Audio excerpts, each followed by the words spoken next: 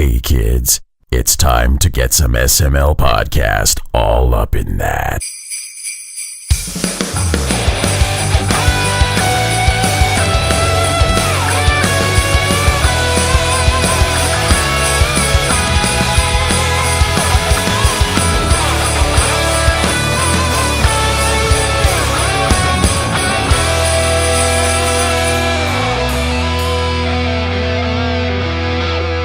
What's up, everyone? This is the SML podcast. I am your host, Joe. Joining as usual, Cole. Cole, how are you doing? Hi, Joe. I feel better. You feel better? I still sound a little rough around the edges, but I feel better. Yeah, you sound a lot better. I sounded like shit last week. Let's go ahead and tear the Band-Aid off and be honest about it. yeah, it was kind of rough. But hey, you made it through. You're surviving. I didn't Things die. are good. Uh-huh. And we're not alone. No, we're not. We have company today. Joining us from Other Tales Interactive, we have Mira and Tanja. How are you two doing today? Doing really well, thank you. Yeah, hi. It's pretty good day today. Good day to set off fireworks? Yes, yeah. We just had some wonderful fireworks outside. Like a lot of sparkles. So if there's an encore of fireworks and loud noises in the background, we know what's going on. There's no danger. It's just fireworks. Yes. My neighbors didn't pick up and move to y'all's country to sit outside your window while we record a podcast. So you two are here to talk about your game, Tick Tock, A Tale for Two. For the people who don't know what this game is, give us the sales pitch. What is Tick Tock? So, do you want to go, Mira, or should I? You can go. All right. Tick Tock, A Tale for Two is a two-player co-op adventure game where you have to work together and talk a lot with each other in order to solve puzzles and also to figure out the story together. So, if you've ever tried like an escape room, it functions a little bit like that, where you see different things and just kind of have to try to work together to progress. That was a pitch. Now, Cole and I, we played this game. We spent, as the game put it, we wasted 25 minutes of our lives. Yes. Which I love that the game said that. That was hilarious, by the way. I'm glad to hear that. Yeah, we have some mixed reactions to that one. It's funny because usually, when you play games, you usually win.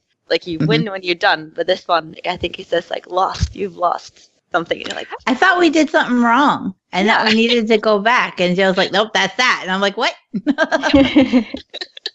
Well, it's just the beta version for now, right? Exactly. So that ending will also make some more sense once you play the full game. But it's fun to see people's reaction to it already, just kind of testing it out a little bit. Well, you certainly got a good reaction out of us. Mm-hmm. That's good. I was like, what did we click wrong? We solved the puzzle. I was so proud of us because you have no idea how difficult it was for me and Joe to get through this. Well, we'd love to hear more. Yeah. How do you usually play co-op games together?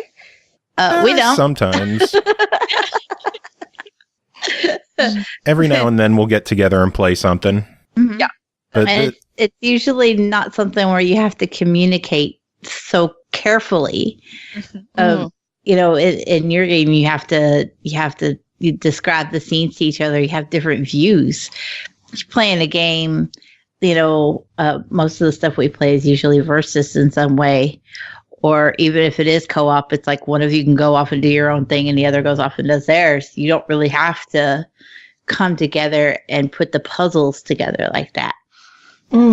So it was definitely a way to play a game with Joe that I wasn't used to. Yeah, most of the time we play a game together, it's Joe, stay here, let me shoot everything, then you can come up. Yeah. And I'm so glad you made it through. Yeah. And the urge to take over and just be like, let me solve all the puzzles was there. Yeah. And then I was like, son of a bitch, where's the rest of the puzzle piece? Yeah, that's going to be very hard. It got to one point where we had to use Scott to share the screen so I could see, because he was trying to describe one of the puzzle solutions, and it was throwing me off the way we were describing it back and forth. And then as soon as he showed me the screen, I was like, oh, yeah, derp. I cheated and showed her the train ticket. Yeah. Yeah, but that's cool. It's a good way to, like, it's kind of like a hint system. Mm-hmm. Like, when we start showing each other things, then that works. Yeah, I thought it was pretty good that we made it all that way without having to do that. Right. It's cool because if you play it on like your tablet or your phone, then it's a lot easier to kind of just grab someone else's. And also if you sit locally, if you just grab someone else's things, you feel okay, let me do that thing. So that was cool that you played it on computers then. Yeah, we actually. Good for you guys. We're a good ways apart, so so we played it over Skype and. It went really well. Nice. It did, and it was fun, too. Mm-hmm. It really was. So I'm curious to know, what made you want to design a game that requires two completely separate screens and experiences and forces people to have to actually talk out problems and work together? I think we started actually making this game as part of our master thesis at university. And we were we wanted to make just try to figure out how to make a story for two people. And also we've been playing a lot of story games ourselves, but if we have one tablet or one computer, and me and Tanja would play it together, and then we kind of just taking turns on touching the keyboard or the mouse, just trying to be the ones who are in control a little bit. So then we were but we need to make something that both people can press stuff at the same time and kind of be invested and have some agency in it in themselves. Mm. Yeah. So is it kind of like developing two games at one time? It basically is as well, or it's part of it is because, or at least technical side of it, is that you're kind of it feels like you're making two completely different versions of the same game, but then design-wise and writing and everything, it's so intertwined, I think. Yes, same. Writing and designing is pretty intertwined, and then also the art is also, of course, different. Some places where it needs to be two different things that you see. So that's also kind of making at least two different worlds. Yeah, time-wise. Yeah, exactly. It's always now I finished half of this puzzle at least. Yeah. Yeah. And what was the thought process behind just wanting to focus on a cooperative experience? I think maybe it was kind of a good research question because we didn't see a lot of stuff that was both story driven and that you could work together at the same time. We saw that there were different things where it was you have to be fast, or you have to shoot something, or there was a lot of these things where you could cooperate, but it was more in an action kind of mode. And then we thought, what if we just want to make a calm experience as well? There is also together. And I think we were just kind of curious, and then it just took us where we ended up in a way. Do you want to add something, Mira? Yeah, or also because we were kind of inspired by our parents reading books out loud to us when we were kids, and that kind of is also part of the thing that we wanted to. It's we don't do that much as adults. We don't read stories to each other. We don't talk about stories unless you're in a book club, and that would probably be awesome. I'm not in one, but I probably should. But that thing where you just discuss something that's happening and you kind of have to talk to each other about it, it felt like something really exciting and new to us. Yeah. You said it was part of a master thesis program, you said? Mm-hmm. What course were you in? We were in a course in game design at the IT University in Denmark, where we met each other for the first time. And then we were writing our thesis together on this question, and we kind of made this prototype of Tick Tock. And then while we were also studying, we sent it into an incubator in Sweden, and we got in, and then we basically just graduated, went to the incubator, and then when we got home, we're let's start a company, let's make the game. And then it just kind of rolled from there. What kind of time frame was that? Was it over the span of a couple of years, a couple of months? We have been developing the game now for almost 3 years. So Wow. about 3 years ago, we started our thesis. And then, we've done a lot of stuff on the way. Yeah. Are there other people involved in the development of the game, or is it just you two? There's also 2 more people working with us right now. So we have a sound designer who makes awesome sounds where it's like this. We just implemented yesterday, where if you're in a specific place at a specific time, you would hear it differently than if you were there in the morning or at night. So just little small cool things that you can do. And then we also have a graphic programmer and animator who works with us as well. So we worked for I'm really bad at estimating time, but I'm thinking we worked on the game by ourselves for a year or something, Tanja? Yeah, probably. Yeah. Time and space. And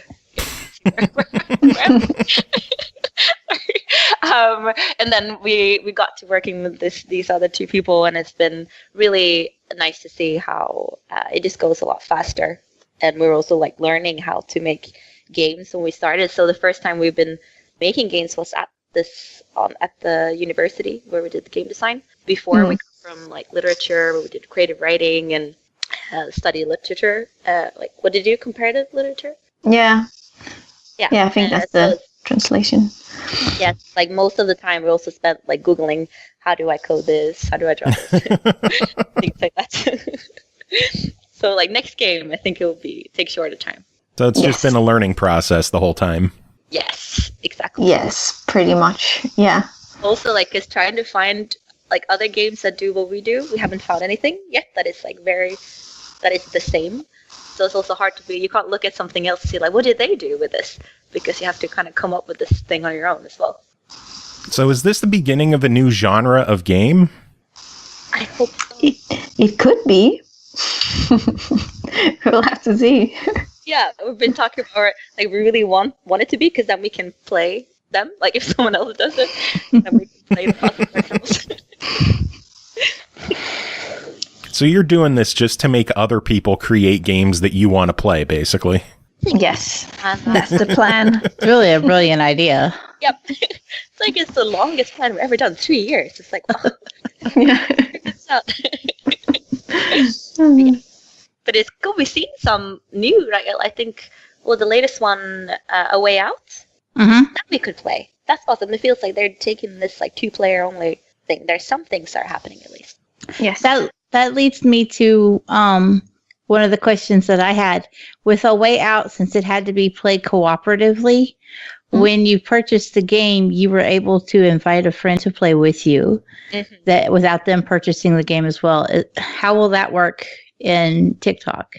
Yeah, that's such a smart thing that they're doing. Yeah, it's really smart. Because we're releasing the game on so many different platforms that we're gonna try to find a way. We're still working on that now. We're gonna try to find a way where we can do something similar on all, which is also why it takes a bit longer to kind of settle on something, because we're just investigating different possibilities right now. Yeah. What all devices are you releasing on? We're going to be on PC and Mac, and then on the Play Store, so like phones, Android phones, and the App Store, so all the iOS devices, and then also Nintendo Switch. Switch feels like the perfect place for this game. It really does. Yeah. Will it use touch controls on the Switch? Sorry, say it again. Will it use touch control on the Switch? Yes, so that will happen. We'll also, if all goes well, like implement a controller. We will do that. See how long. Yeah, the Switch feels perfect for this game. It really does. Yeah, it's going to be very exciting. Also, being on the Nintendo platform, because it's such a nice console. Definitely. How did you guys get to working with Nintendo on this?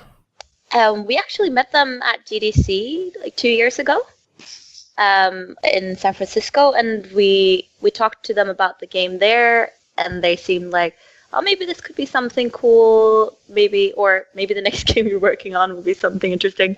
And then we met them again a year after, and then it's kind of like the first time we met them, we felt like we just graduated, and the game felt like we just graduated. And then we spent another year on it, and we were like, okay, we can show that we can actually do what we say if that makes sense, yeah, we can deliver. Yes. And then they're really excited. It's amazing the amount of time it can take to polish something. Absolutely. Yes, for sure. Like coming up with the idea is easy, but actually implementing it is what takes forever.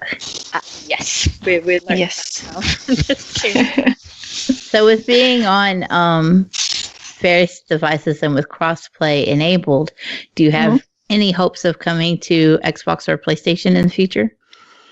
Or do you want me to just hush and be like, let me get through the Steam release first? No, I think it's a good question, and if all goes well, then I think we'd love to do all platforms everywhere. Yes. So there might be new things come up before we're done as well, and then we're like, yes, we want to be there and there. So PSVR. So cool. Oh, I can only imagine this game in VR. Holy shit. I think it'd be pretty awesome with the words floating in the air in front of you. Oh, Yeah. you guys are welcome. Thank you very much. Great idea. Yeah. I'm wondering how it would feel like spinning in the world in VR. Motion. Yeah. Very true. That'd be funny. They're like, could we just focus on finishing on Steam and Nintendo and phones first before you start throwing more platforms at us? Yeah. No, this is what I do. I make it rain. Oh, you're not on Xbox? Hold still. No, it would definitely be very cool as well. Like, what is your? I'll see if I can speak now. What is your best platform to play anything on? Or like, what do you prefer playing on, the two of you? We're Xbox fans. Yeah. Okay, cool. That's where the question comes from. Nice. It was funny because I just recently bought a computer that could handle playing games. My other one, like if you even looked at the Steam button on it, it would just implode. And so my Christmas present was a slightly upgraded computer. Yeah. And like the guy that had it for sale, he was like, it plays Fortnite. And I was like, I don't want to play Fortnite. But your game was actually the maiden game to be launched on it once I got it home and to test it out. So it was the first game we played. And it didn't implode, and I was so happy. Glad to hear.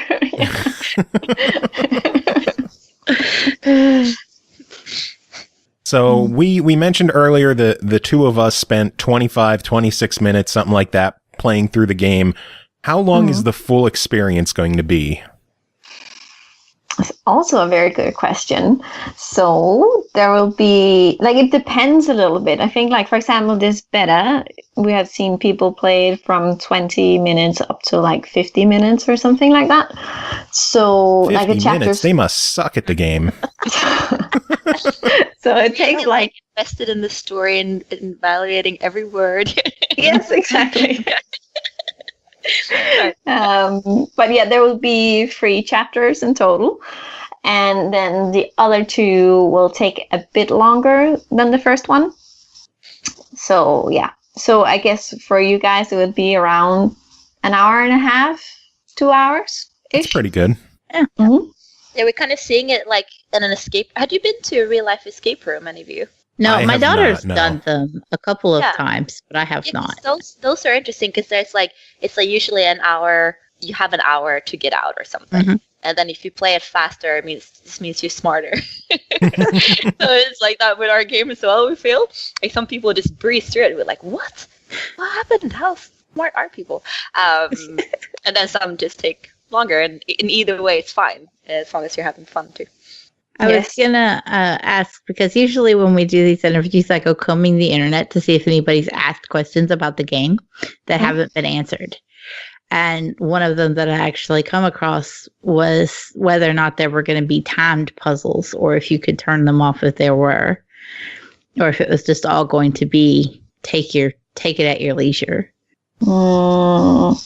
Same way we have like one puzzle where you kind of need to be a little fast. Oh, okay. Mm-hmm. Don't want to give too much away. There's like very little. No, that's cool. Yeah. Was a snippet of an answer. We're good with that. I feel like I did my job. Cool.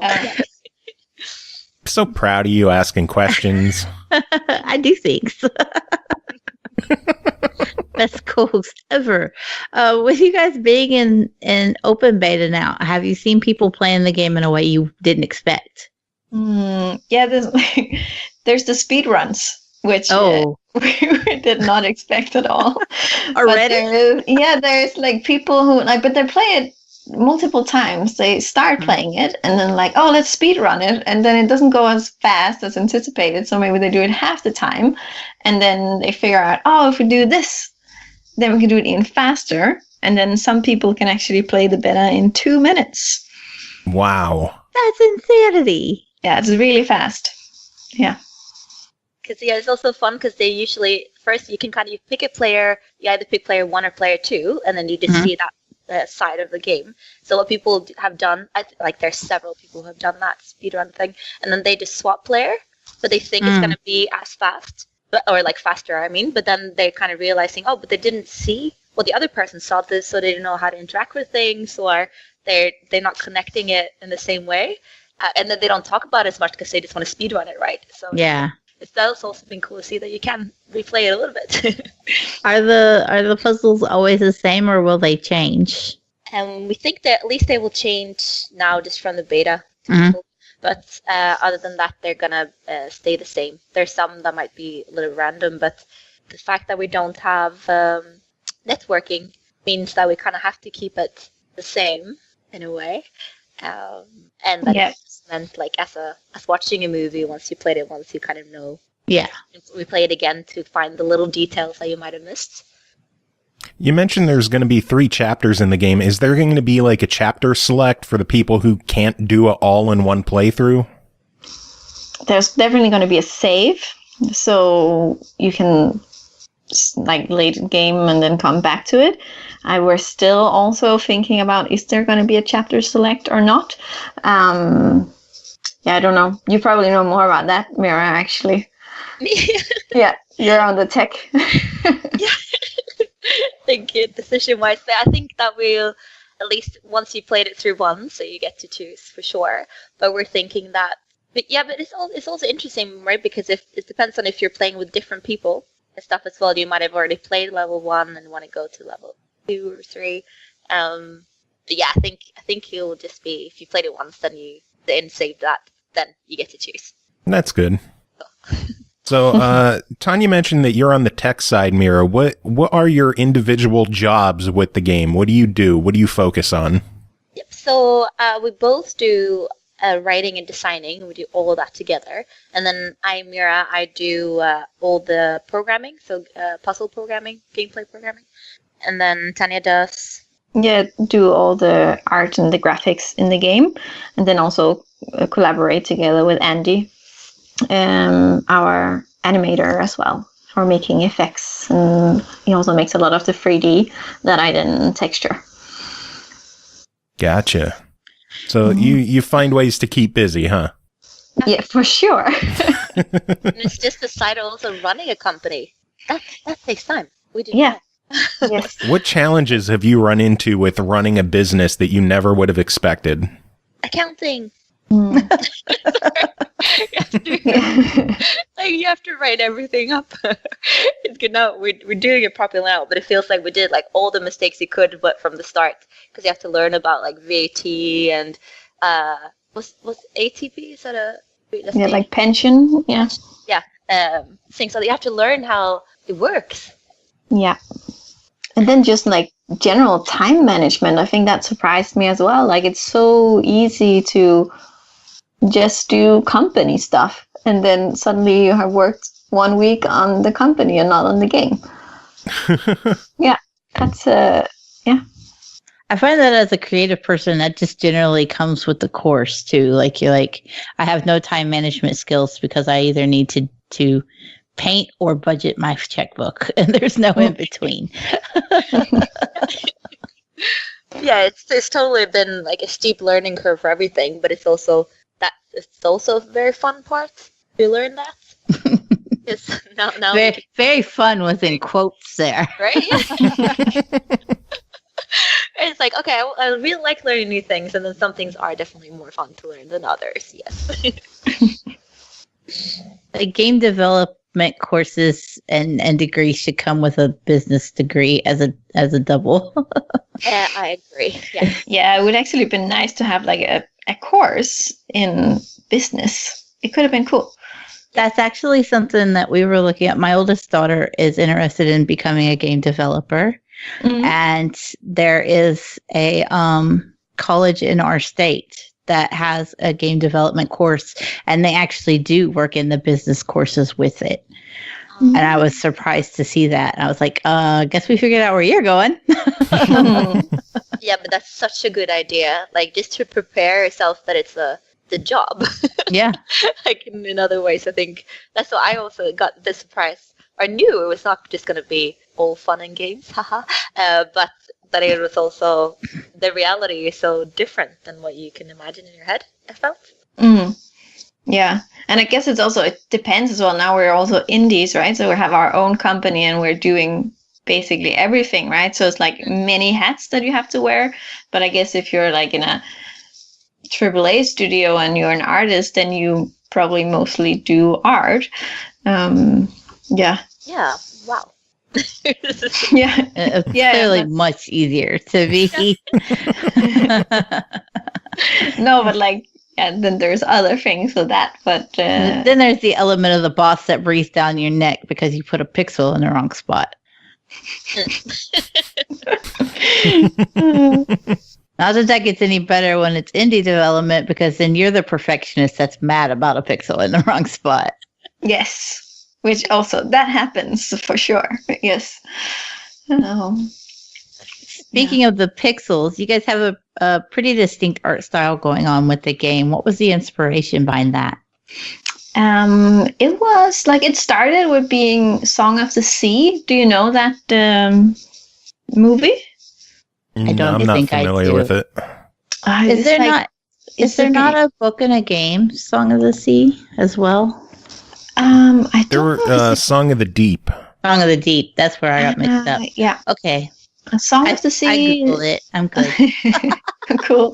Yeah, it's this like animated film for kids, but they have like beautiful watercolor textures and beautiful line work and stuff like that. And in the beginning, we thought that's really cool, and we were especially in love with like watercolor texture and a bit like hand painted style. So I think we're kind of like, okay, what can we do if we go in that direction? And then it kind of developed itself as well, where I learned new things, and then the art style changed a little bit, and then I learned another thing, and it changed a little bit again. Yes, but we have kind of stayed true to like watercolor and almost like this cut out feel. We wanted it to feel like handmade, because also the world is a created world. It's not just the reality. So that kind of fitted. Yeah, it fits the narrative in a sense as well. Yeah. I had never seen this movie, but I'm sitting here looking at the screenshots of it, and I definitely see where you guys were inspired by it. Yeah, it's also Absolutely gorgeous. It's an amazing movie as well. It's totally worth watch. Mm-hmm. I wonder if it ever released in America, because I'm not familiar with it. Oh, yeah, maybe it's from somewhere in the UK. Mm-hmm. There's like sales. Yeah, there's called like Book of Kells or something, which is similar, and it's really cool. I have to look it up. It was an international co-production from Ireland, Belgium, Denmark, France, and Luxembourg. So says Wikipedia. That I didn't even know. No, I didn't know that either. Yeah, no, Google. Yeah, it looks beautiful though. Yeah, it's super pretty. Well, I'm writing that down. That'll be on my list of things to do. Try to find that movie. Perfect. So when the two of you are testing out the game, who's player 1 and who's player 2? It changes a bit. Today I was player 1. Yeah, I wonder. It felt like we were thinking something from the start, or we made it up. Were you player 1 always, like in our heart? No, I don't think so. Because I think like in the beginning we were also talking about that one person would write one side and the other person would write the other side. Yeah. And I think there you were actually on the player 1 side. Ah, cool. Yeah, because there's like two characters in the game, and so you learn more about both of them once you played like the full game. Because right now we just get a little bit of it, but then we were like trying to find out who was who.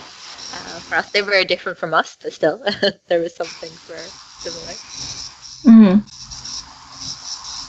Yeah, we're kind of like in the beginning, we didn't know how to divide up all the tasks and stuff like that. And we were thinking, oh, maybe it actually is smarter if like Mira takes one person and I take another person and then we just write it. But then the game kind of changed a little bit as well. And now we're doing most of the writing together. Yeah. In what ways did the game change? I think just also the way the story was told, or from what perspective the story was told. Yeah. Right now, so now it's just the one character's kind of recollection or of the events that happened. So then it was hard to do at least a clean split of who writes what character. That's pretty cool. It's been in development for about 3 years now. It is releasing. Is there a firm release date for it, or is it still just Q1 2019? Still just that, yeah. So beginning of next year. Yeah. Soon. We'll have to pick it. Soon. Is it exciting that the finish line is in sight, that you're almost done? It's so cool and so scary. Yes. It's very exciting. It's I'm really excited also to like, how does it feel when it's out there in the world? Like, how are you going to react? Because this game has been in our life for such a long time now that that's going to be very interesting. Yeah, who are we without it? Yeah. What's the reception been to the beta so far? Really good. Yeah. Really nice. It's been really fun watching a lot of the streams of people playing the game and having fun with it. And yeah. And do you want to add? Like before to some extent we've been showing it to people that we know or to people that we meet at different festivals or conventions. And this feels like the first time is a bit more removed from us. And to still see that people are enjoying it, that's really calming and exciting. Yes. And that people make it through the beta, that's also great. They only lose some minutes, but yeah. I still love how it popped up that we wasted 25 minutes of our life. Yeah. That was such a great ending to the demo of the game. Yeah. My husband afterwards, he's like, so how'd it go? I was like, well, we wasted 25 minutes. It's really fun to watch people play it because you're a bit nervous to how they will react. Like I've been seeing a lot of the streams and then you're just like, oh, I hope they are a little bit happy at the end of the song. But it's great to hear the different reactions as well. I think that's been awesome. I remember emailing Simon after we finished playing it, and I said, yeah, the game said we wasted 25 minutes of our life. I can't wait to talk about it. And I'm just worried that he took it the wrong way. It's like, oh, they must not have really liked the game if he said it that way. Yeah, that's great. It's awesome. But it's cool because it's like totally up to the players to feel what they feel about that as well. I kind of like it. It's just, it does say not the most positive and message you could get, but it's still some people feel it as an accomplishment as well. Anyway, and that's been cool. Have there been any kind of really, really cool or strange reactions that you've seen of people live streaming the game? I like when people get a little bit scared. Like we have a couple that posted in our a couple of streamers that posted where one person, now I'm not going to say the moment, but one person gets afraid at a specific moment and like jumps a little bit in his seat, and then the other streamer also gets scared because that person gets scared. It's like that was really cool. Did you see it, Mira? Yeah, like in the Discord. Yeah, and they weren't even. I don't think they were playing with each other. They were not? So they both got scared. I thought they were both playing with each other. No, but they were playing the different players. But they were like, one person put up theirs because they got scared of their friend playing. It got all right, then I and the understand. other one Yeah, just, okay. like, what did it look like? The other side, and then it fits so well together. You could kind of, it would be really fun to actually put two streams together of them not playing with each other, but just like take player 1 and player 2. I want to see how. Just a random player 1 and a random player 2. Maybe it fits sometimes. Just pretend it was them. But also, and I watched two guys from Germany streaming the game, and that was really fun because they were playing it in German, and I didn't know what they were saying, but their reactions were so clear, and that was wonderful. Like I could see what they were saying, or I could feel what they were saying. Anyway, and that was great. That's fantastic. Do you recommend the game be played close together, or do you feel like it's played better when it's played over a distance with somebody? I think both are great, and it also I think the most important is maybe just maybe you can also not say that. I was going to say like you should play it with someone you want to play it together with, but we're also set it up where you can actually play with a stranger, and I also think that's interesting to try to play this game with someone you don't know. But it also, some people write, for example, I have a partner that lives like in another country than me, and then they can actually play it together over Discord, and I think that's awesome. But it's also awesome to play it close to each other and be in the same room. Then, as we talked about, you can make hints easier, and you can show each other's screen, and yeah, I think both ways are great. See, because I did play it over the computer with Joe, and I'm looking forward to like playing it in the house with my daughter. Yeah, we haven't done it yet because she busted her phone, and Santa hasn't brought the new one yet. So when she gets her new phone, I intend to download the beta for her so that we can play it together. Yeah, Christmas. That's good. That's cool. Then you have to tell us what you prefer as well to play. Yeah, I have opinions all the time. Yeah, but I mean that would be great to hear. Absolutely, yeah. Because I think people like the best way to play it is just how you would play it if you play a co-op game with someone. Like, what do you prefer? I think that's cool. Yeah, it allows you to play it however you want. Yeah. I have a feeling that playing with the daughter is going to outrank playing with Joe. I want to see if we get through it quicker. That's what I'm curious about. Well, you already know what you're doing. Well, that's beside the point. She doesn't. How well do you think an almost 15-year-old's going to communicate with her mother? True.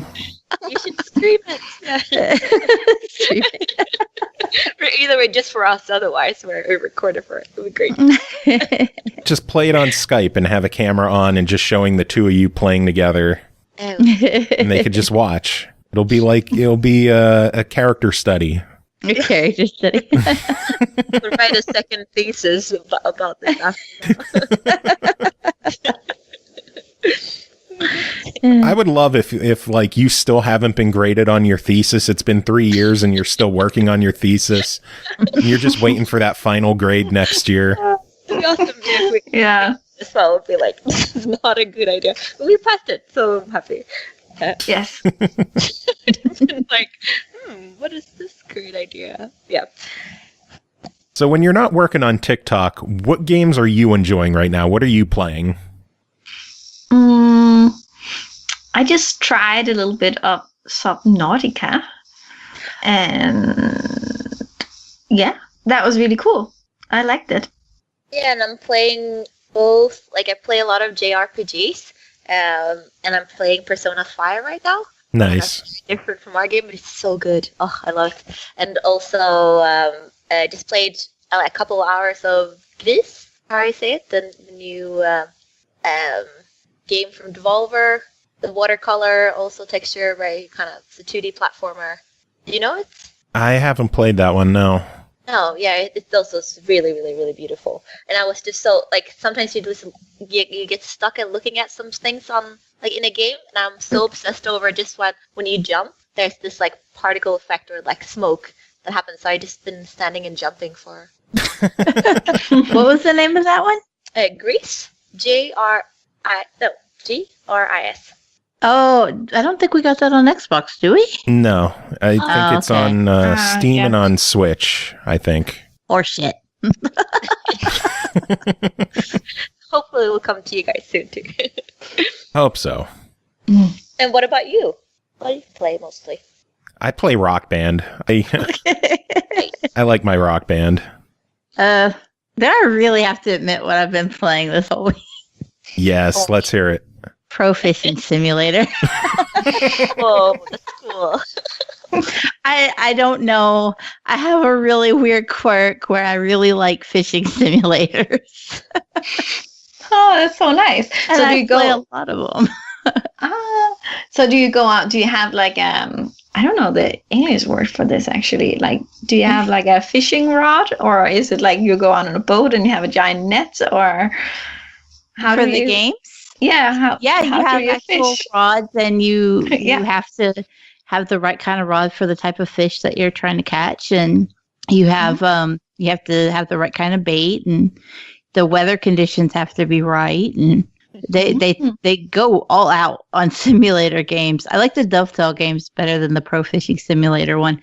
It's had its quirks, but yeah, you really have to you have to cast out, and you have to have the cast has to be powered just so, or it'll go too far and you get caught up in the weeds. Use your bait, and yeah, Cool. it's very realistic. And I wish I knew why I like them as well as I do. It's something like I don't like to admit to, because once I've got one of them, I will sit down and play it for like 4 days straight. And then be like, oh shit, I had review games. I love fishing in Minecraft, but it's probably very different from Yeah. an actual simulator game. Yeah. I think part of it is because my husband and I used to fish a lot when we were younger, but I'm disabled now and I can't go.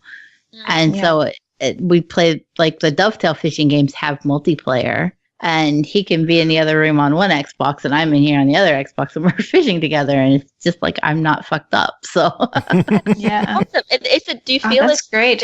Like, is it similar to real life? They do, or you said they do very real life? yeah, some of them do really good jobs. Like the Dovetail games, they go all out. You can spend 30 and 40 minutes fighting a big fish to try to reel it in on the Dovetail games. The Wow. Pro Fishing Simulator is like you get a bite and it reels in and it's done.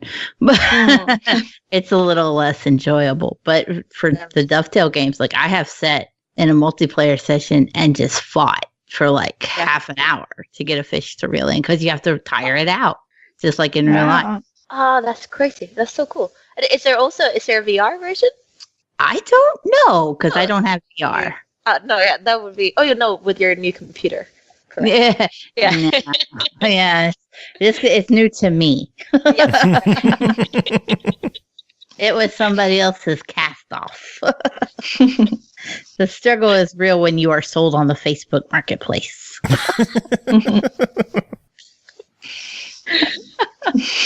Oh, man. Well, I know we've been chatting for quite a while. Is there anything you wanted to talk about the game that we didn't bring up? That was a tough question. The hardest one we asked. Oh, yeah.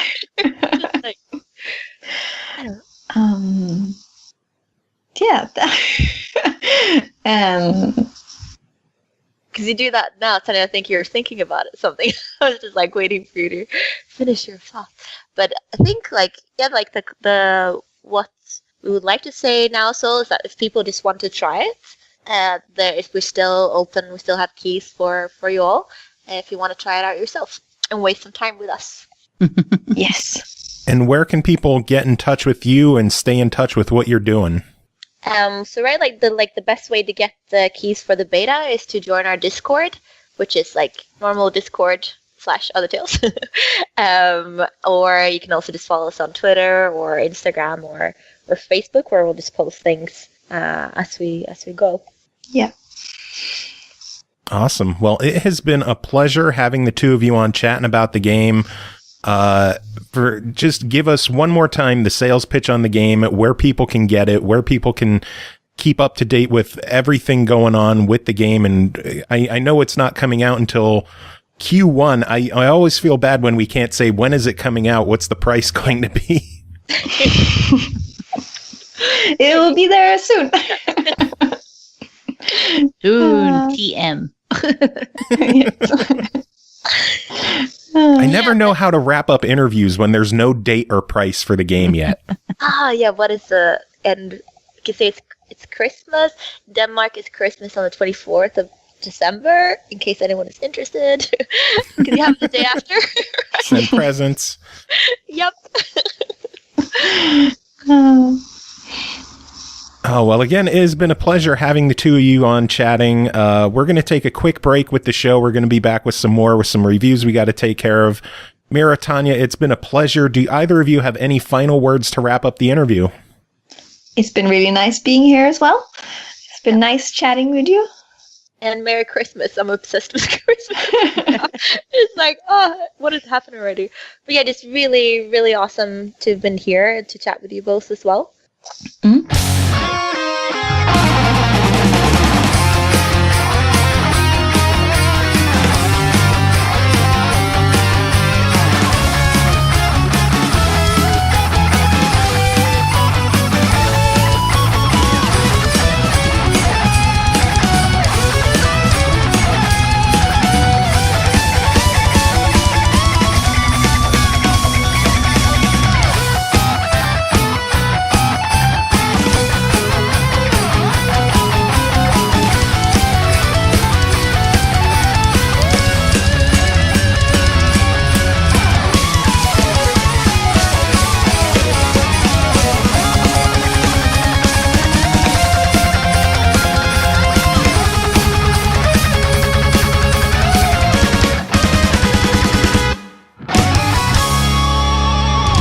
Welcome back, everyone. Thanks for sticking around. Thanks again to Mira and Tanja for coming on, chatting about Tick Tock. Really, really cool game. Everyone's got to check that out next year when it releases.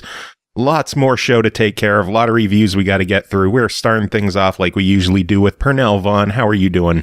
I'm doing all right, even though the evil of the winter solstice is looming over our shoulders. And I'm also curious about this Tick Tock that you just mentioned that I missed out on by mere minutes. You did. It is called Tick Tock, A Tale for Two. And are you familiar with puzzle adventure games like Artifex Mundi? Yes. Imagine that split into two, where you have one half and your friend has the other half, and you have to work together to figure out the puzzles. That's a lot of tease and a lot of good sounding gameplay there, actually. I like this. It sounds like a cool premise. It's really, really cool. They had a beta come out, and Cole and I played through that and had a lot of fun with it. And the full game is coming out next year for Steam, for iOS, for Android, and for the Switch. Oh, the Switch is getting those hits, boy. Whew. Which actually has me thinking about something. It reminded me of something interesting. So this is general opinion time, mind you, but I came across an article on Nintendo Life today. And it's the much maligned top game systems list, but in this case, they were all Nintendo consoles. They were rating every Nintendo system, and they put the Switch at number 1. Really? Yes. Now, I like my Switch. I like my Switch a lot, actually, but I don't think, and I want your opinion on this as a second opinion, I don't think the Switch has had enough life in it to give it a number 1 above every other Nintendo console that's tried and true, sans the Virtual Boy. Because the Virtual Boy is the obvious number 1. We just have to be fair to everyone else and leave that one out. That is true. The Virtual Boy is the dominant force of the system lineup there. But when we factor him out, I don't think the Switch is quite number 1 yet. It hasn't. I mean, as great as the system is, I don't think it's been out long enough to really hit that point. So I'm curious, what would you say would be your number 1? Well, first, what do you think about the Switch statement? And 2, what would you say is your number 1 and possibly number 2 consoles? Because I have a feeling I know what your number 1 is going to be. First off, does this include handhelds or just consoles? Oh, of course it includes handhelds. It has to. All right. Then the number 1 for me is the DS. Not the 3DS, but just the original DS. Just the game library between the DS and the Game Boy Advance and the original Game Boy is so goddamn good and so huge that you can't go wrong with a DS. See, and what I just learned is, 1, you're awesome, and we have a lot in common here, because the DS is also my number 1 Nintendo system. One of the reasons for what you just said, but 2, is the much often forgotten download play, which originated on the Nintendo DS. Yeah. Which is what allowed you to have multiplayer games going across, but only one of you needed to own the cart, which for someone like me who bought tons of games and his friends who bought nothing, that was wonderful. And it made so many of my games get life that they otherwise would not have gotten. So like, they're like, the Switch, like, no. Switch has nothing on the DS. I mean, the Switch is good, but I'm one of those people that's actually mourning the 3DS. Everybody else wants them to move on to the Switch. I'm like, no, give me more 3DS games. I'll take that around before I take the Switch if I can help it. Yeah, but I think the DS is number one. Number two, I would have to go Super Nintendo. See, we're good. See, this guy, man. We should have written this article because number 1 and 2, the same two. I have a feeling it might taper off a bit after the second system though. But I think our 1 and 2s are exactly the same. I don't know how I would rank the rest of them. The Switch is up there. I just think it's too early to call it number 1, especially because they have jack shit in the way of Virtual Console. Like, I think the Wii would get bumped up higher because of the Virtual Console situation. In my case, I wouldn't really know so much bring in the Virtual Console from a personal standpoint, only because while it does expand the system's library, it still ultimately results in it kind of banking off of previous generations' experience to get resold games. But at the same time, where I give the Switch a lot of credit that a lot of more recent Nintendo consoles has not had is they got their hands on third-party support again in a big way. Mm-hmm. Because the Wii is a weird statement, because someone would say, well, what about the Wii? There were tons of third-party games on the Wii. And while you weren't exactly incorrect there, most of that, from what I recall, was third-party shovelware garbage. Like, there wasn't a lot of gems, third-party gems. There were many of them. I'm not going to say there weren't any. I have a number of them upstairs. But as far as, like, sheer volume goes, the vast majority was, like, shovelware stuff. Oh, yeah. But basically the equivalent of, like, Barbie Horse Adventures Redux. But Switch... The Wii does still have a lot of good games available for it. It has the Virtual Console available to it, and it's got the GameCube library. Oh, yeah, that's right. It was backwards compatible with the Cube. Baby. GameCube. Which was nice, because that was when I sold my GameCube for years and then repurchased it down the line just so I have a Crystal Chronicles portable, and then they announced freaking Crystal Chronicles on the Switch. But whatever. Point is, I repurchased it for a transportable Crystal Chronicles with 4 Game Boy Advances and 4 cables, and it was worth it. But yeah, in that case, I'll give you that. Yeah, because it did have good games on it, and it had a lot of surprise ones for me, like Super Swing Golf and freaking Fortune Street. Games that a lot of people out there are probably like, ugh, why would you rank Fortune Street up there? I'm like, because it was fucking good. That's why I'd rank Fortune Street up there. That game was swank. It was like everything I hated about Monopoly got fixed by that game. Because, first of all, I know people are like, well, first of all, you should just hate Monopoly, period. And of course, I'm going to still say, fuck you double time. Because Monopoly was a quality game before I learned about what big games were. But even when I was a kid, it always had some specific flaws to it. Fortune Street fixed those flaws and let me do it with Mario. That was and Dragon Quest. Better believe it. I always use I always get her name wrong, like Princess Elena, the princess with the blue hat that punched everything. But yeah, I always used her in that game. But yeah, that system had a lot of quality titles on it, and I did go a little buck wild on purchases for Dewey's Adventure and just weird random stuff. But overall, I think the most important thing is that we hit the 2 main points: the DS and the Super Nintendo. Yeah, boy. Because on one hand, they were saying, like, the Switch, I think they had the Super Nintendo at number 2. And I was like, well, yeah, I agree with that. But I'm just hampering on this damn Switch, knocking out my DS. No, DS needs to be up there somewhere. Needs to be at the tippy top 3. Yeah, it's still too early on the Switch to call it the best Nintendo console, especially because it's, a year and a half? 2 years, something like that? Not even 2 years. We're coming up on 2 years. And while it has a lot of great games, I feel like it's too early to judge it as a full library. And 2, a lot of it's hard to say, but I want to say I don't feel as though the library that it currently has matches up against the greats of the systems that we're talking about right now. Yeah.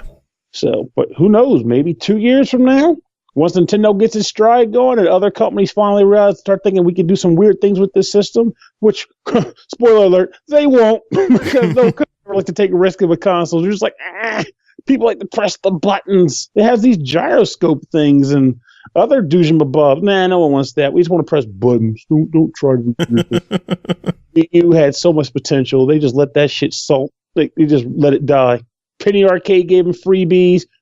Shoot, I wrote in freebies. Like, hey, here's an idea. Please make a game like this for old Perny. Nope, couldn't have it. But I digress. I love the fact that you wanted to keep us under an hour, and I took us on like a 10 to 20 minute diversion. Like, it's only been like 9 minutes so far. It's not that bad. I mean, I got to talk 11 more minutes to make that statement true. Oh, no, we got games to talk about. We got to get moving. I was going to ask you what your favorite chicken wing recipe was. I don't have one. Damn it. But yeah, you got 4 games you got to talk about tonight, so we should probably get moving with these. You ready? Moving. You ready? Are you ready? Yes. Are you ready? Are you ready? Mm-hmm.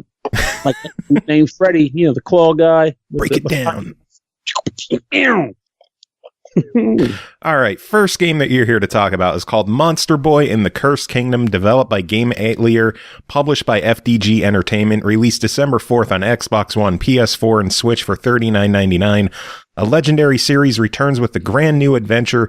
Can Jin save Monster World Kingdom? Help our young hero defeat challenging enemies, discover hidden locations, upgrade powerful equipment, and more. Pernell, tell us about Monster Boy in the Cursed Kingdom. Before I start talking about this game, I need to preface it just a tad. All right. So when I was a child, I was young once. I used to hang out under my uncle, my teenage uncle, and he used to be the man that had all the cool video games, and gave me access to those games. But by that same token, he was a teenager and I was a kid, and he didn't want nothing to do with me. He could help it because he wanted to hang out with his boys. So one of his friends had a TurboGrafx 16, and when I learned about that, and the cool library he had, I did anything I could possibly do to get into the house to play those games, which is where they would send me to while they hung out and had fun and ignored me. And what would you say was the number one game on the system that I adored? So much so that I eventually got the console. I'm going to guess it was a Monster Boy game. Yes, it was. That game was called Dragon's Curse, which in itself was a port of the game Wonder Boy in Monster World. And that game is the prequel to this game that was pretty much, I'm getting the years wrong because I didn't own the Master System version, but like 30 years in the making at this point. So when I heard about this game and went into it, the amount of which I loved Dragon's Curse, or rather the other title it had, I was ready to go hard on this game. As in, if it was even remotely bad, I would have ragged on it hard because why the heck not? But guess what? It's good. Nothing. Oh, it is freaking great. This game made me feel like I was 12 again.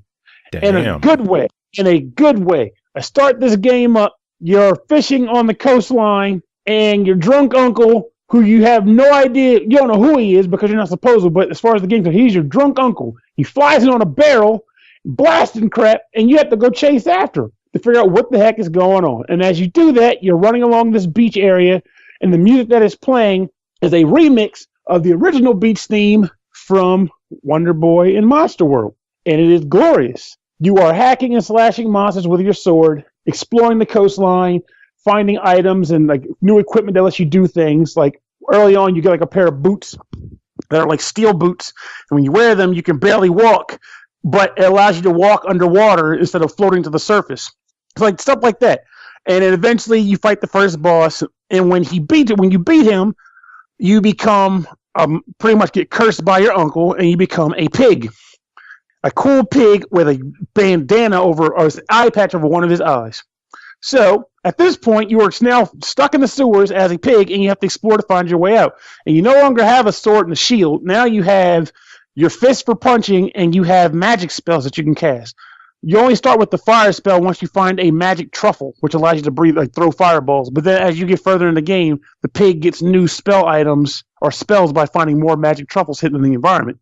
But without going too far off on a wind here, eventually you start to realize that you have to save the kingdom by finding 4 random orbs, and you have to go find those, typical video game fashion by going around the world and beating bosses and getting the orbs from the bosses. But the cool quirk is that whenever you beat a boss and get an orb, you get a new animal curse. And that animal curse gives you a new form and new abilities to go with that animal form. And then eventually, it gets to the point where one of your animal forms gets you back to accessing a sword, shield, and armor. And now all of a sudden, it's like a full-on action RPG again. Because now you're buying equipment at stores. You can upgrade the equipment by finding gems hidden around the stages. And if you upgrade the equipment to maximum and then have the full attire for one set, you get a super bonus. So it entices you to want to explore, find all the items, and attach it to all the different equipment. Now, and keep in mind, as the guy listening to me, help me keep on track because I love this game so much, I'm going to easily go all over the damn place. So when you, like, equipment in this game, it's almost like, it's sort of like puzzly equipment. Like, even though you get like different swords and armor and bracelets and shoes, most of those things are things that you can kind of, well, not most of them, but a lot of them are things that you need to progress. Like you'll find something like the Prince Garment, for example. The Prince Garment's ability is that it allows you to light up the area around you, which is great for dark caves. You cannot beat the game without finding that armor, but the game doesn't make it hard for you to find it. So with that said, when you do find these equipment items, it feels good. It still feels like you found it, but you don't have to go out of your way to do it. But it's still like enough secrets in the game that when you find them, it's usually like jewels or more truffles to give you more magic spells or other various items that expand your repertoire or inventory. And they're never really hard to get, but they're still fun to find and locate. And it's just wonderful. Like the entire sense of exploration and looking around in this game is glorious. The graphics are fantastic. The music in this game is freaking-perb. How superb is it? This is the very first time that I decided to rip music from a video game because I had to have it off the game. Oh, wow. I learned how to rip music from the game in order to record it. There's an area called Green Fields. It's like it's the first place you go to after you leave the town area of the game. And the music in that zone made me feel so good that I put the controller down, and I just enjoyed it. I just let it run, and it did that for like 20 minutes. It just played. I did stuff around. It's a good opportunity to go clean my house because I got this great track playing. Why even keep going? I can just listen to this for a bit, and then I came back and played more of the game, and then I eventually ripped it to Audacity, and now I have the track myself because it's that damn good. It's a long game for a Monster World game. But by that same token, you're not going to get like 50 hours out of it, which by that same token isn't such a bad thing. It's long enough. It's like you'll play through the game, and I have to outright admit that another weird aspect of this game is when I would go to the map to see how far along I'd gotten, and I'd see the percentages tick up higher and higher, I'd get a little sadder because that's 1% that I'll never be able to experience for the first time again. It felt that good to move around and play this game. It's a wonderful game. The platforming is challenging, and also I forgot I need to mention this too. So I mentioned earlier how when you get different animal forms, you become able to turn into a new creature, right? Mm-hmm. And each one comes with a new ability. Well, you can change between the different animals by hitting the triggers on the controller. It's like an easy click, click, click. Okay, now I'm the pig. And okay, now I don't want to name them because, well, who am I kidding? They're on the freaking cover. Okay, now I'm the snake, or now I'm the pig, and now I'm the frog, and so on and so forth. And each one of those characters has their own mobility skills. And as you play through the game, you'll eventually find orbs that will give each animal one new ability to go along with their default repertoire. So eventually, as you get more animals, the platforming segments will likely end up requiring you to link different animal abilities together to get somewhere. Like you might need to turn into the snake to slither up the wall. And then as you jump off the wall, you turn into the frog so you can send your tongue out and grab a ring and do an Indiana Jones swing across a pit. And you kind of have to kind of link and chain all the abilities together to get from point A to point B. And they're not easy jumps half the time. Sometimes they make you work for it. But again, it's a platform adventure game. You don't want it to just be given to you. You want to work for your rewards, right? Yeah. And quite frankly, I enjoyed every minute of it. There was no downtime for me. Nothing at all. No negatives at all. The only negative I had turned out to be a positive or a misnomer, which is that when you go to the map screen, there is a legend off to the side. And that legend will pretty much say, here, if you see this emblem, means there's a treasure chest here. If you see this emblem, means there's a music scroll here, which is a collectible you get in the game. I started to notice that there were chests I would come across that when I was like, okay, crap, I can't get to it right now, but hopefully the map will show that it's there for later. And when I go to the map, for some reason, it wasn't there. Like, it didn't show up. So I was like, that seems like a weird glitch. But then I couldn't really hate it because I ended up getting the chest 5 minutes later because I ended up getting the means to get to the chest within minutes. So I was like, oh, maybe they didn't mark that one in their code because it was like, well, you're going to get it more or less because the means to get it is right around the corner versus this is definitely a chest you'll have to come back for a couple hours later when you have enough magic to break the chest open, something like that. So I was like, I'm not going to sweat on that too much. But honestly, I genuinely can't. The worst thing I could probably think of is that you kind of I don't care about the plot. But at the same time, there's a lot of games like this, like from back in the day where I didn't care. I didn't care about the plot to Dragon's Curse. I just wanted to get new animals and wreck stuff. I wanted to be like, oh, I'm a mouse now. What can the mouse do? He can run up walls. That's amazing. Now I can find more stuff with my mouse powers. And this game is the same way. What can the frog do? He can swim. What can the lion do? He can dash. That means I can dash across the water and get to that thing I couldn't get before. What happened about your uncle? Who cares about my uncle? There's an adventure. I'm on an adventure for him. You got to save the cursed kingdom. Everyone's cursed to be like animals, to turn into animals. You got to save them. I don't care about those people. I just want a cool new tunic. That's a good way to put it. Yes, like I genuinely couldn't give two hoots or goots about the plot. It's just an excuse to give you the means to do awesome things in this fantastic, colorful, vibrant world. It's fun and it's a wonderful game that I am so glad came out because when they originally had the Kickstarter many moons ago, I was worried because I thought they kind of just forgot the game existed because it disappeared, and then there was all this talk about Wonder Boy and the Dragon's Trap getting remade, but this game kind of fell off the radar, and out of nowhere, poof, it comes back. And here I am playing it, and I have nothing to be disappointed about. This game it's in my top for 2018. Damn. Well, then overall, $40 on it. What's your verdict? Buy the shit. Buy it. Buy it. Buy it. It is good. I will. Yes, sir. As soon as I get my Christmas money. You have to tell me what your experience is with it when you do. Will do, if I ever get time to play it. Because God knows I never have time to actually play stuff anymore. I know the feeling. That's why I love, especially when I get to games, like I get the review, because like, okay, this is an excuse to actually play a game because I'm reviewing it. I'm on the clock. So it's like, all right.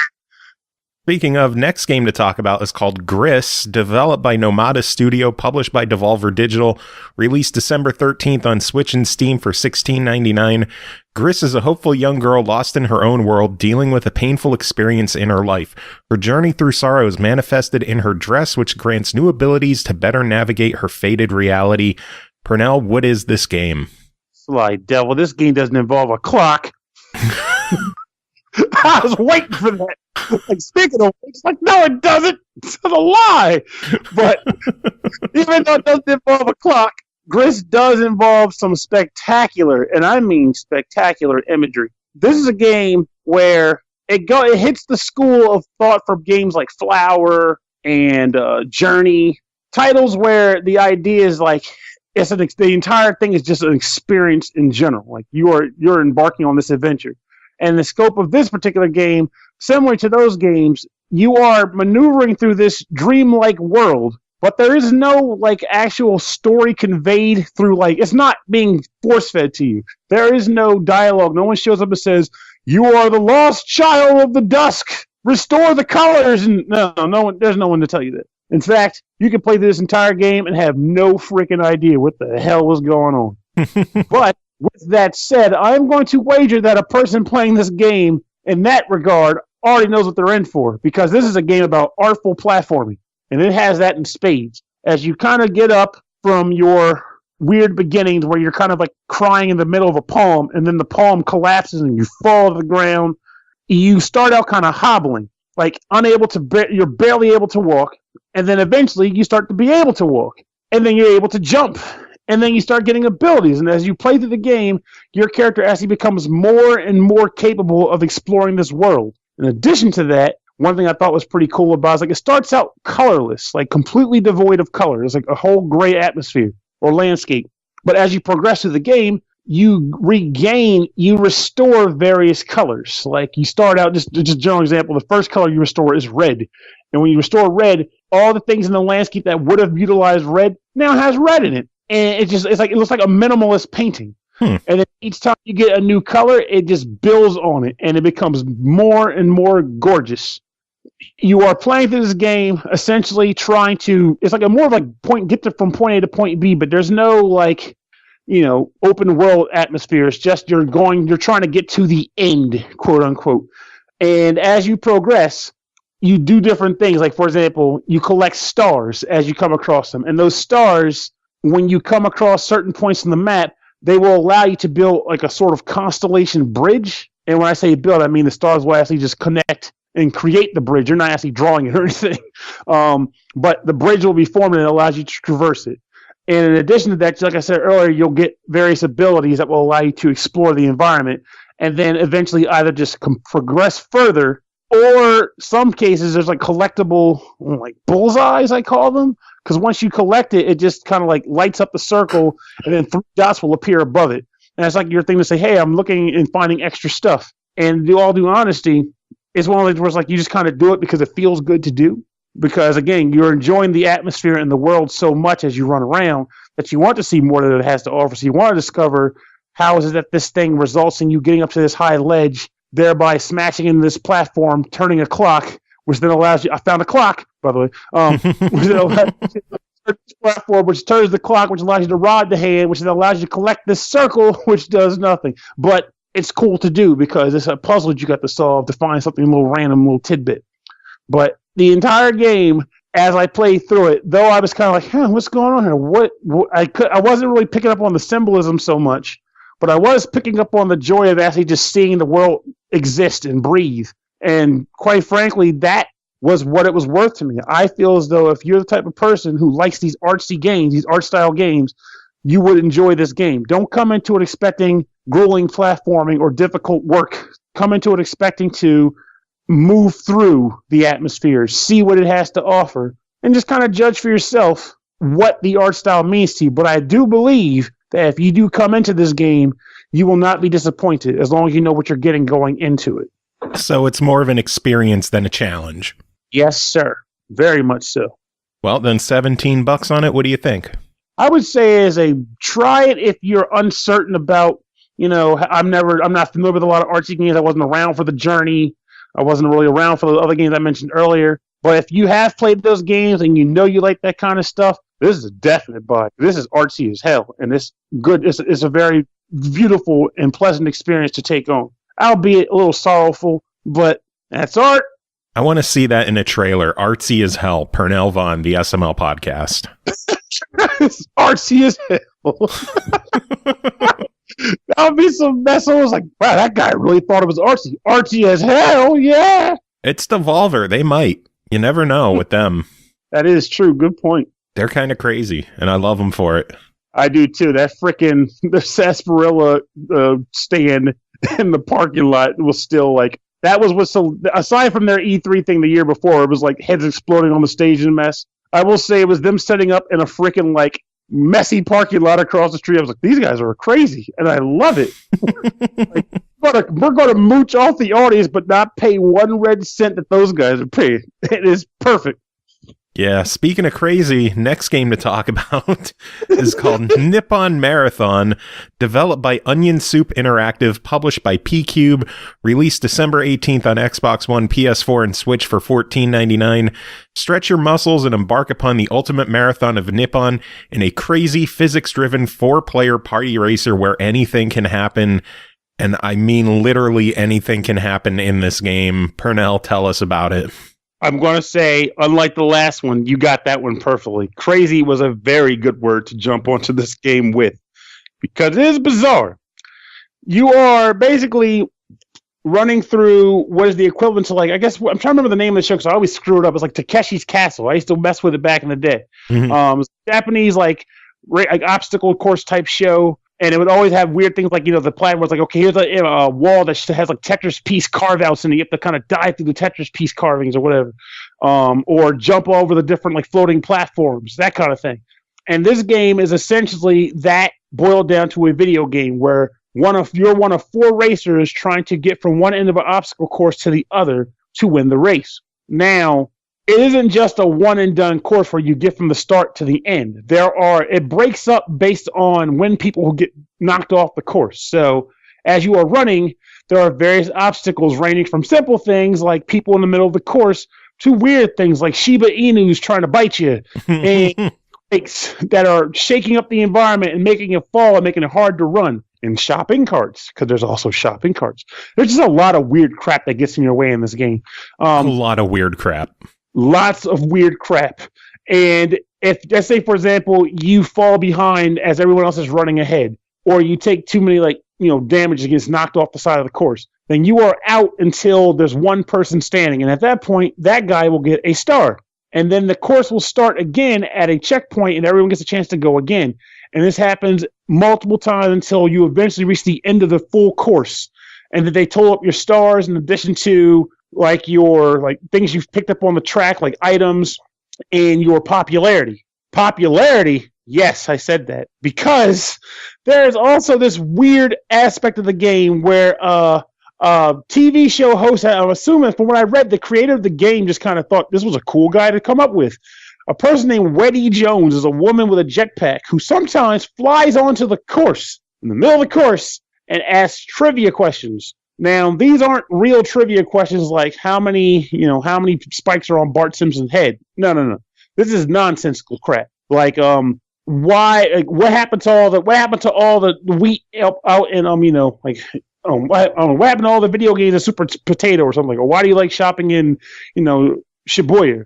And then what the game will do is it'll show you 4 different options, and each one will have like a face next to an emoji. And you have to be quick on the draw to press the button corresponding with that segment of dialogue related to the emoji.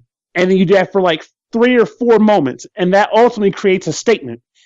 And then they'll combine all the parts to make one statement, and then the audience judges you based on how cool your statement was. There is no logic, rhyme, or reason to this. It's just wacky. You can kind of batshit crazy. Yes, it is. You're not meant to really be studying this stuff because you won't have time. You're just like, crap, it looks like a smiley face next to that statement. That must be good. And you just kind of start linking it together. And just Shibuya has apples, but they're expired, so I throw them at grandma's. And then the audience will rate you on that based on how cool they thought the statement was. And that goes towards your popularity score. It's like a little side mitt to the main game. But and that's not the only side thing that'll happen. The one time I was playing it, all 4 of us were abducted and thrown into a maze, and whoever made it through the maze first won a star. And then we were just sent back to the game like nothing happened. That's what's up. See, I never even experienced that mini game. There's just so many weird mini games that are going to happen that make no sense for the most part. But I will say this just to cover the bases, because I'm sure there's probably a few cats out there but I don't really give 2 shits about mini games. I just want to run the damn races. Well, if you don't like that, you can turn those off. It's a very easy thing to do in the game. You shouldn't, because they are pretty cool. So I can imagine if you're I just want to keep the momentum of the races going, I can understand why you do that too. But the options are there for either end of the spectrum for the player. But it's a game where I'm going to say it just like this, flat out. When Joe said, Pernell, you want to review this game, Nippon Marathon? I looked at the trailer and said, I like the concept, but the art and everything is not really clicking for me. This is one of those games where I feel like if Joe never brought it to my attention and I just saw it on a list of games, I would have probably ignored it. Thankfully, I got a chance to play it before being so rash. Because this game is a lot of fun. I like the fact that you can pick up various fruit on the courses. It ranges from pineapples to watermelons to banana peels or bananas, and you can either use it as an item similar to how Mario Kart would do it. The pineapple being a balloon, for example, lets you float to the ground. The watermelon, you kind of throw it like a bomb and hit other players. Banana peel, you drop a banana peel behind you. The mushroom, if you pick mushrooms up, you just stink. And you start coughing and losing points. So you have to drop the mushroom and make someone else pick up so they can start losing popularity points because they stink and smell like mushrooms. But in addition, if you feel as though you'd rather not use it as an item, you can press another button to eat the fruit instead. And it gives you a speed boost. Don't eat the mushroom, though, because you'll get very sick. Mm-hmm. Basically, mushrooms are bad across the board. But I like the aspect of that, how you can pick up fruit, and when you pick fruit items up, it will go on you can get one for your left hand and one for your right hand, so you can kind of carry 2 items at once. And there's 2 buttons for your right hand and 2 buttons for your left hand for, using it versus eating the item. And I honestly found great joy in that. It takes a little getting used to the controls at first, so I will acknowledge that too, because the controls aren't what I'd say tight, but once you adjust to what they are, you become better at the game. Like, I got way better at the game than when I first started playing it, just from experiencing it and getting into it. By like the 5th race, I was actually doing pretty well and earning those damn stars left and right. I But sucked at the game. across the board, Yeah, I was awful. I kept losing. The first time I played it, I came in second. The 5th time I played it, I came in 4th. And that was just a theme where I came in last so much. But I was having a blast with it because it's so goofy and so weird. yes, it is. Downright, it's just a genuinely enjoyable game. Like, I found bliss in it, and the environments you run through aren't even like simple either. Like, it starts out in simple places, like, hey, I am running through like just a quiet Japanese village, which in itself is still weird based on how this game does it. But it goes from that, eventually you're running through a supermarket, a la Supermarket Sweep. There's a moment where you're jumping off the side of an office building onto a Ferris wheel, and then off the Ferris wheel onto like this weird like mesh mat, and you have to keep going. It's some really freaking weird. It even has those doors where it'll be like 5 doors, and 3 of them will have frowny faces, and 2 of them will have smiley faces. And if you run into the frowny faces, you'll slam into the wall. But if you go into the smiley faces, you'll go through the door. It's just crazy. And there's there's party games in there, like a lobster run. There's bowling in the game. There's just so much weird shit in this game, and it's incredible. Yeah, the bowling is like just weirdly fun. Like, so the bowling in this game is you're in a bowling alley, and there's a shopping cart that you have to adjust like the positioning of, just like if you were like doing like golf or something, you were trying to place the ball or something.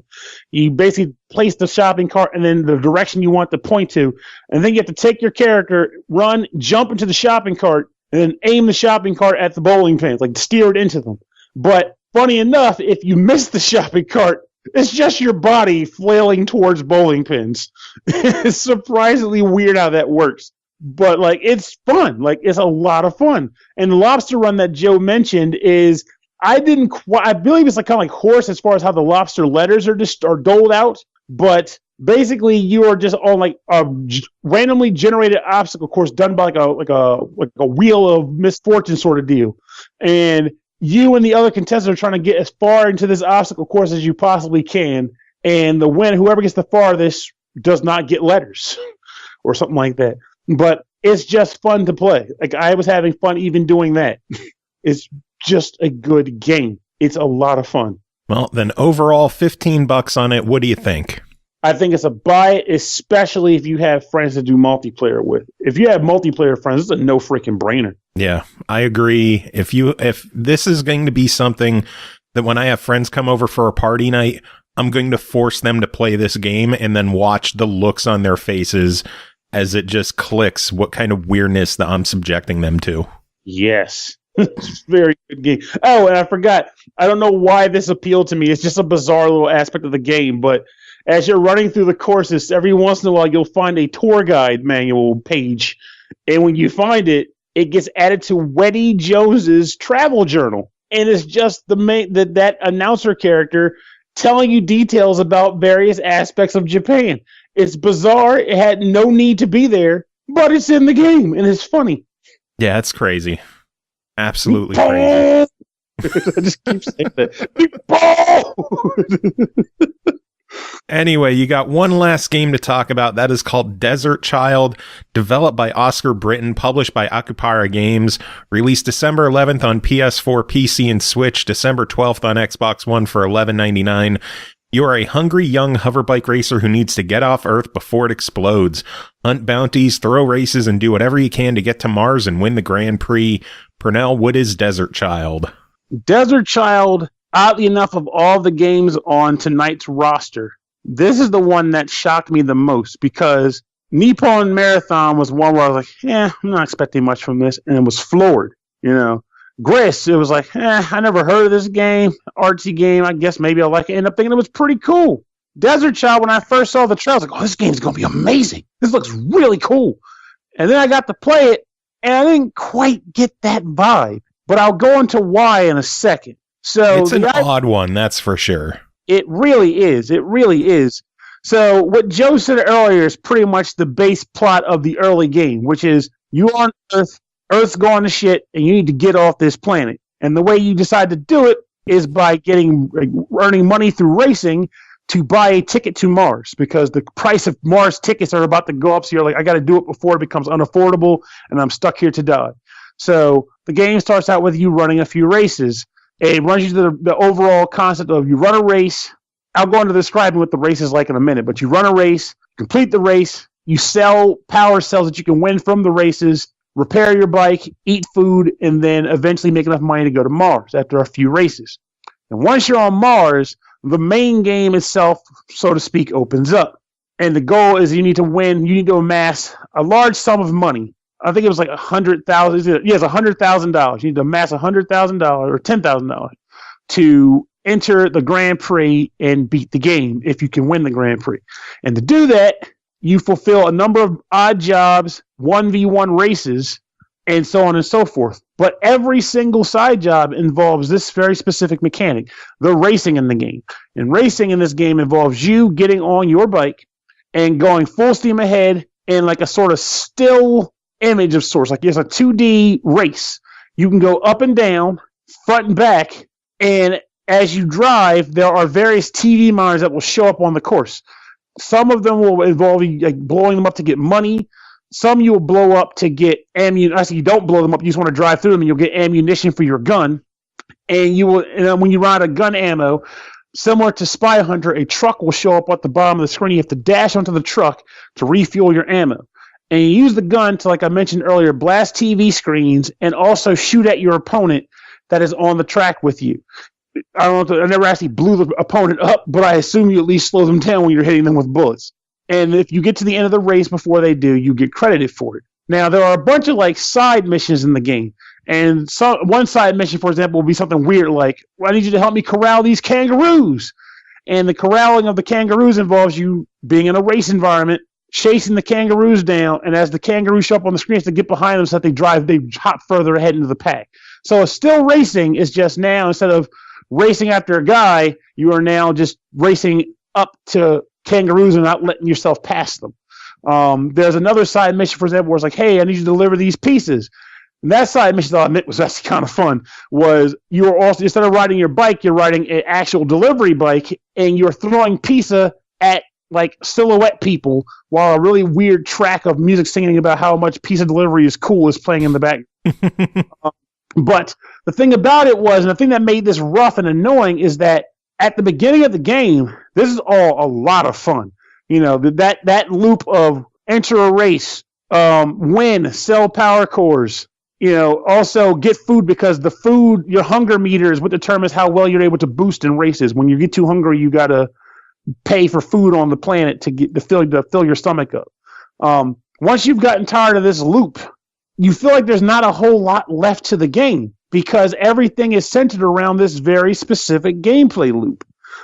There is like cool music in the game, which I adored, and I would wholeheartedly recommend, whether you buy the game or not, to look into getting this OST, because a lot of the tracks I couldn't even get Shazam to pull up, because I was just curious about, hey, are these tracks out there somewhere? Like, there's a band called, I guess, Girlfriend Material that contributed music to the game, along with like Mega Ran, whose music does show up on Spotify, and a couple other bands that I could not find these tracks in the usual places, but they're great to hear in the game. And when you buy the CDs at the local store, they'll play as you're walking around the town.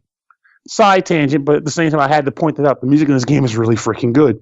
But that's a side element to the game. There is the mentioning earlier where I think you mentioned something about crime earlier, right? When you said things you got to do to get your money built up. Hunt bounties, throw races, do whatever you can. Thank you, sir. Yes, the things that Joe is referring to when he makes that statement is that some of the side missions involve you going to like a seedy area of town, and that seedy area has a particular like nightclub, or when you walk in, you get a list of options of things you can do, including throwing races. So you'll end up entering a race. You'll try to race it, get to the end, and then say, nope, I'm going to just fall back, and then you through the race, and you'll get money for that. Or you can sometimes like come across a bike just parked on the street, and you can like click to steal a bike part off of the bike, and you'll go with like this little quick like number mini game where you have to hit the button when the number on the roulette is red, and you'll eventually do that 4 times and unlock the bike part. The bounty concept is you'll enter. It's not an actual race, but it plays like a race where you're on the track, and the bounty is the other racer, and you're shooting your gun at him, trying to stop him from getting to the end of the course, basically. Because if he gets to the end of the course, it's like he got away. So that's those things that you described there. But I do feel like I should also mention, because this is one thing I feel like I think needs to come up. So there is a bit of customization in this game, though, aside from just eating food and taking these missions. There are a limited number of bike parts you can come across in the game. Like I mentioned earlier, you can steal bike parts sometimes. Other times you can buy bike parts. And for the most part, that's how you get them. And when you go to your bike that's parked on the street at the, whenever you restart the game, you can go to the bike and it brings up a sort of grid, and you get parts for the bike that are kind of like Tetris-esque pieces, like Tetramino shapes, and you can kind of plug the bike parts in. As long as you can make them touch the power center, it powers the part, and it gives you benefits like, increased gun power on the courses. In some cases, you might get like an advertisement, or if you race with this advertisement, you'll get a discount at the restaurant where you get food from, stuff like that. There aren't a lot of bike parts in the game, but it's still kind of nice that they're there if you want to manipulate those. But like I said earlier, I think the main issue I had with the game is that the game mechanic is good, but I didn't think it was good enough to carry a full experience, because eventually I got tired of it. And I was like, okay, what's next? What more is there to do? Well, I've experienced it all. That's it. I feel like something that might have made it a little bit smoother is that you're doing a lot of walking around on Mars to get to the different places you want to go, whether it's to buy food or deposit your money into the bank or go to the seedy side of town. And as you're doing that, it has an artsy style to it, because you might be walking with a 2D perspective in one area of town, and then you go to the next screen. Now it's a top-down view as you're walking down the street. And another area might just show your shoes hitting the sidewalk as you stand in front of doorways which you can enter to do stuff. But eventually, of course, you'll get tired of that too, because it's that loop of, okay, I got to walk across town to get food again. I don't feel like doing that. I'm tired of it. And it'd been nice if at that point it's like, hey, do you want to just access the quick location menu and say I'm going to the ramen shop? Yes, let's do that. Go right to the ramen shop, Because I'm sure you've played games like that too, where you explore the same area so often that you kind of just go there. It just gets kind of tedious after a while. Exactly. You just want to get to where you're going and get things done. But I feel like that might in and of itself help to reduce some of the tedium that happened, because while the races do lose a lot of their luster, they don't actually stop really being fun though. Because as you get to different courses, there's like new obstacles that'll pop up. Like on one type of obstacle, you'll be driving across the water, and it'll be like a wave machine that'll send waves at you. You have to dodge the waves. Other times there'll be highways and there'll be cars on the road. You got to dodge the cars. And that stuff, when you come across those new obstacles, it feels a bit fun, But imagine how cool it would have been if instead of having one racer on the track, sometimes you had 4. And True. It got chaotic and calamitous, I mean, it's a Grand Prix. It should be multiple racers, many guys on the track. But it's just weird, small quirks like that where it's like, I don't feel as though the game is bad. Far from it, in fact. I think the game has quality aspects to it. I just feel like it needed to be a tad bit meatier. Yeah. Do you want to know the most impressive thing about it, though? What? It's all done by one guy. Seriously? Yes. See, I can appreciate that. That was part of why I liked Iconoclast so much back when it came out. When one person goes through all the effort to put out a product as a labor of love, that goes very far for me. Yeah. When I said developed by Oscar Brittain, that's not a company. That's a guy. He, outside of some of the songs that were contributed, like you mentioned, by the way, the soundtrack's available on Steam. So if you buy the game on Steam, you could buy the soundtrack for $8. Everything else in the game was just done by Oscar. So that blows my mind that a game this meaty, despite the fact that the races can get a little tedious after a while, a game this big with so much to do, because it's basically like a hoverbike racing RPG for the most part, made by one dude, that blows my mind. Yeah, but that's the only thing I want to point out, though. The RPG part, then again, maybe it's not too bad, because I think the problem I might have is that when I think RPGs, I get a little too into the paint. And what I mean by that is, like, what are my stats? What are my racer stats? But okay, RPG elements. Yeah, there we go. Yeah, it has goddamn RPG nitpicker. I'm a nitpick. But yeah, I see what you're saying. Like, it has RPG elements for sure. Whether it's like, again, tweaking your bike to your standing, or like determining how you personally want to run through your bike career, like, because you could probably play through the entire game and never commit a single crime. In fact, aside from trying the stuff out just for the sake of this review, I didn't do any crimes because I didn't want to. I'm not a criminal. I'm a loyal and noble biker, damn it. But if you don't want to do that, nothing is forcing you to commit crimes in this game. You can constantly just go to the Wantas board and take on teach me how to ride a bike courses trainings and, herd my kangaroos and deliver these pieces. You are totally welcome to do that. No qualms. You can even just be that guy who every day buys the paper from the little paperboy kid and learn about what the heck's going on Mars. I mean, those options do exist. In fact, I feel like in some respects, this game, its longevity almost solely depends on the user in regards to the bike races. Like, I know this is going to seem weird because we are technically reviewing the game right now, but bring up one quick trailer and try to just stare at that bike race. And if that looks like something that you could do 30 times or so, there you go. That might be your indicator right there, because everything else around that is pretty decent, aside from that I wish there was like a quick travel option. But everything else around that's pretty decent. It's just a matter of I wish there was more. Yeah. So if you're okay with that bike element, you're going to have fun with this, because I personally did like the bike element. Just I got tired of it after a while. It's like I want more to do. So it feels weird to make that statement because ultimately I like the art style to it. I like that it makes me feel like I'm playing like a classic. I don't want to say DOS game, because I think it's more than DOS. It's like, but I will say early Windows. Like, I could see that. It makes me feel like I'm playing a classic Windows game in a good way. So, and that was like a nice smile effect that I had to the game. Well, overall, I'm sorry. Firepower in the game. When you play this game, like, you don't buy. There's a lot of different guns in the game, like 4 or 5 different guns, but you don't actually buy the guns. What happens is when you start the game, they give you the option to choose what kind of gun you want to use, like a machine gun or a shotgun sort of deal. And each weapon comes with a difficulty, I guess, indicating how hard the developer felt it would be to do what you have to do on the track using that style of gun.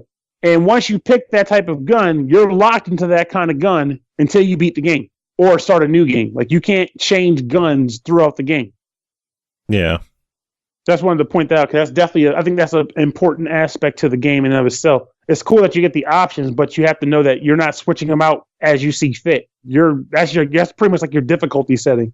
No, you could always pick one, run a race or two, see if you like it. If not, just start over while it's early. Oh yeah, for sure. Like, there's nothing stopping the player from experimenting and saying which gun works for me. Just saying, like, just the thought that you just, because that's for some, that's an important aspect. It's like, okay, I can't change guns to fit the situations. I'm choosing the gun to fit the play experience. Yeah, so it would have been nice to have that option, I guess. Yeah, I think so. Or at least let you just, like, maybe one more thing for you to buy. Like, okay, I want to buy an upgraded gun. I don't know. Like, this gun has a little bit more oomph to it. Though I guess technically that's what the gun parts are for the bike. Yeah. But overall, only $12 on this one. What do you think of it? I do think it's a try, because, again, this is not I don't find this to be a deny it level by a long shot, because there is a quality game here.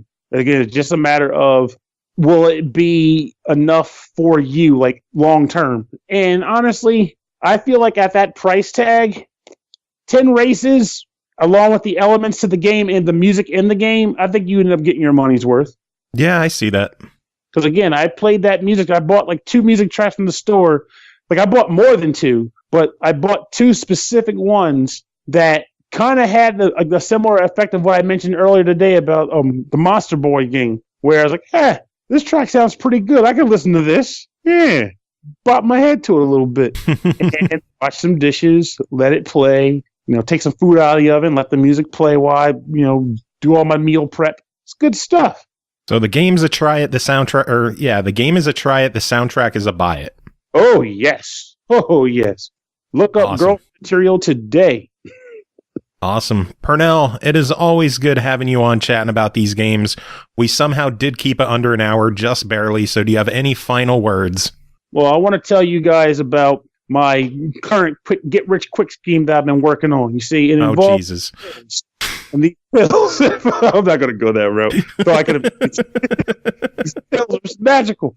But just keep getting your game on. Be glad the year's coming to an end. But I think we may still have a few more quality titles to push us even through the final week of the year. So you're not getting a break anytime soon. But try to find the time you got while you got to play some quality product. All right, and finally tonight we've got Chris Taylor joining us. Chris, how are you doing? Hey, doing good. You excited for Christmas? Yeah, I'll be in Japan for it, so that's my first time being in Japan, so... That sounds a lot more fun than what I'll be doing for Christmas. What will you be doing for Christmas? Probably nothing. Aww. Well, I'll be probably doing nothing, but also in a different country. Which sounds so much cooler. Yeah, that's true. But that means I'll be not here for the next show, right? Because you're doing one more show until we're doing this episode, and then we're doing our usual Saturday episode, and then we're doing one more show on probably Thursday after Christmas, which you will be a part of. Oh, I will be on that one, yes. Yeah. When I get back. Okay. So we have pre-Japan Chris now, and next week we'll have post-Japan Chris. Yes. I'll try not to be insufferable and start speaking in Japanese or anything like that. That's a good thing, because I wouldn't be able to understand anything. Me neither. It's not a language I speak. Yet you're going there.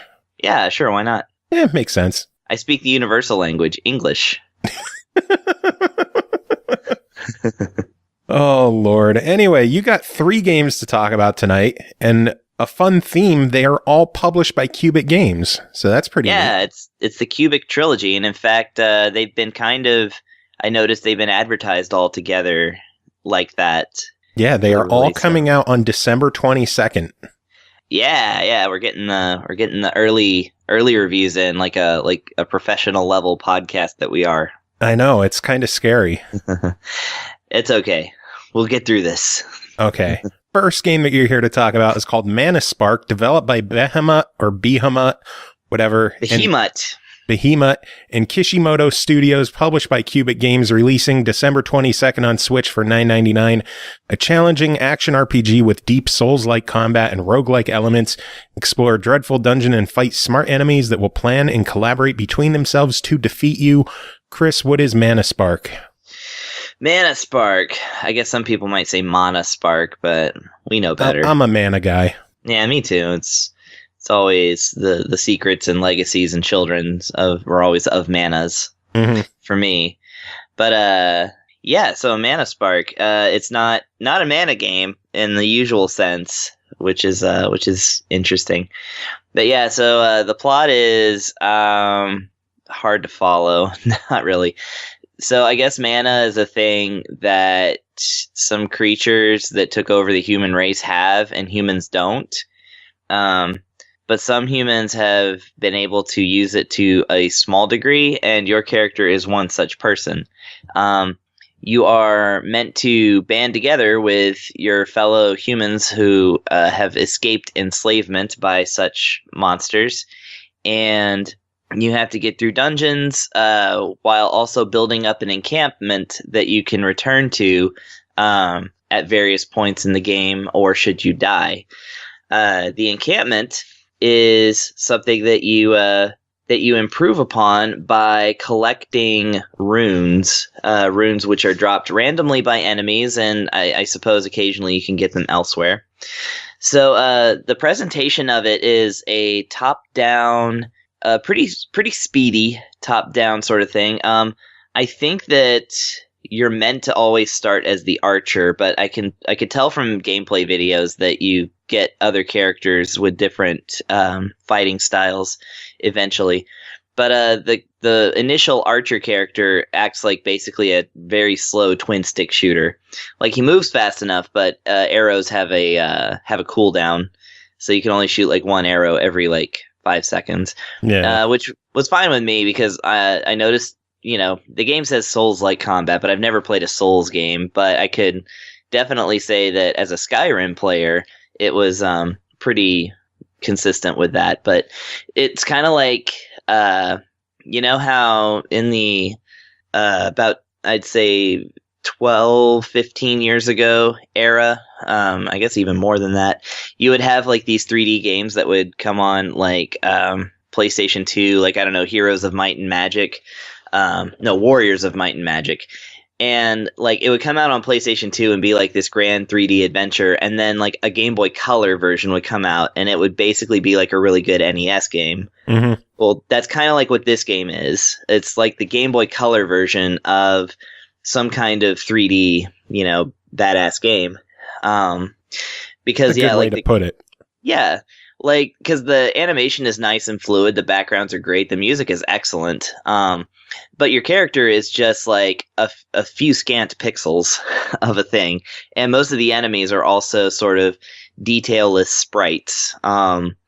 So in that sense, everything's a top-down Zelda-like thing. You go from room to room, and you unlock rooms, and then like a true roguelike, you get to the staircase and get down to the next floor, and you can't retrace your steps. You can just get to an area, like a rest area, where you can purchase upgrades with coins and runes that you find. And you can also save your runes, and this is very important. The runes that enemies drop, you can save them in certain quote-unquote peculiar rooms. And so when you die, you go back to the encampment where you meet a guy who basically for 2 runes, he goes and finds another villager for you. And every villager that you add to the town gives you new permanent things that you can add to your character to start him off. And each of those characters has a thing that, or an ability to upgrade the thing as well if you collect enough runes. So it's a roguelike, but yeah, it's roguelite in the sense that your runes, if you can make it to the peculiar room and save them, you can actually purchase more upgrades and things like that. And so, each time you can get stronger, which is my favorite way to play a roguelike. Mm-hmm. And yeah, the combat is actually fairly difficult. I was very interested in this whole enemy AI thing. And sure enough, yeah, you so the first instance of it you're likely to see is in the foresty first part of the game.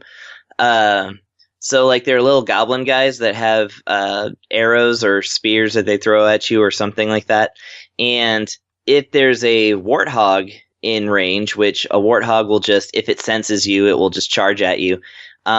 If they're near a warthog and they see you, they will climb onto the warthog and they will both attack you together. That is awesome. Yeah. And it actually gets even more complicated. Like there are skeletons in a lower part of another dungeon that you can get into that, let's say there's a skeleton with a shield and a sword, or a shield and a bow and arrow, because this game does not follow Skyrim rules. And then there's another skeleton that just throws hatchets. Well, the enemy with the shield will actually get in front of the enemy without a shield and will start trying to block your arrows. And will actually wait to attack you until you get close enough, while the other enemy will lob axes and stuff at you. So it actually becomes really tough very early on. Damn. This is definitely a game that is meant to challenge players again and again.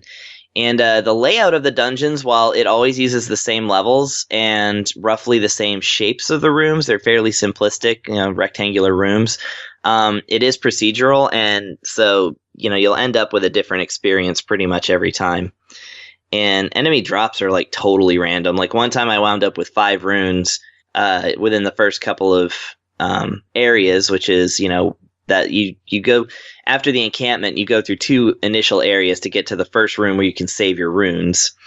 I'm saying so many similar words. And then so I found 5 one time, and then one time I found 0. So it's definitely the kind of game that you're just going to get really hooked on and just keep playing and playing and playing. And here's an interesting thing. The game actually kind of knows that. So if you wait a second after you get the "You Died" screen, which by the way, the "You Died" screen is definitely a ripoff of Dark Souls. It has its own version of "You Died," which is, of course, the infamous game over screen on Dark Souls. Anyways, if you wait a second after the you died, and if you've unlocked a certain thing, I'm not exactly sure what I unlocked to get this, a lady will show up and she'll offer to flip 3 cards over to start you over in the game, so you don't get to visit your encampment to choose things that you can start with. Instead, you can choose 3 random things to start with that are potentially really, really good. So, like, you could start with a different character, you can start with a random power-up, and in some cases, especially the first case where I tried it, and I had 4 runes that I was going to lose because I had not saved them, it allowed me to get those 4 runes back.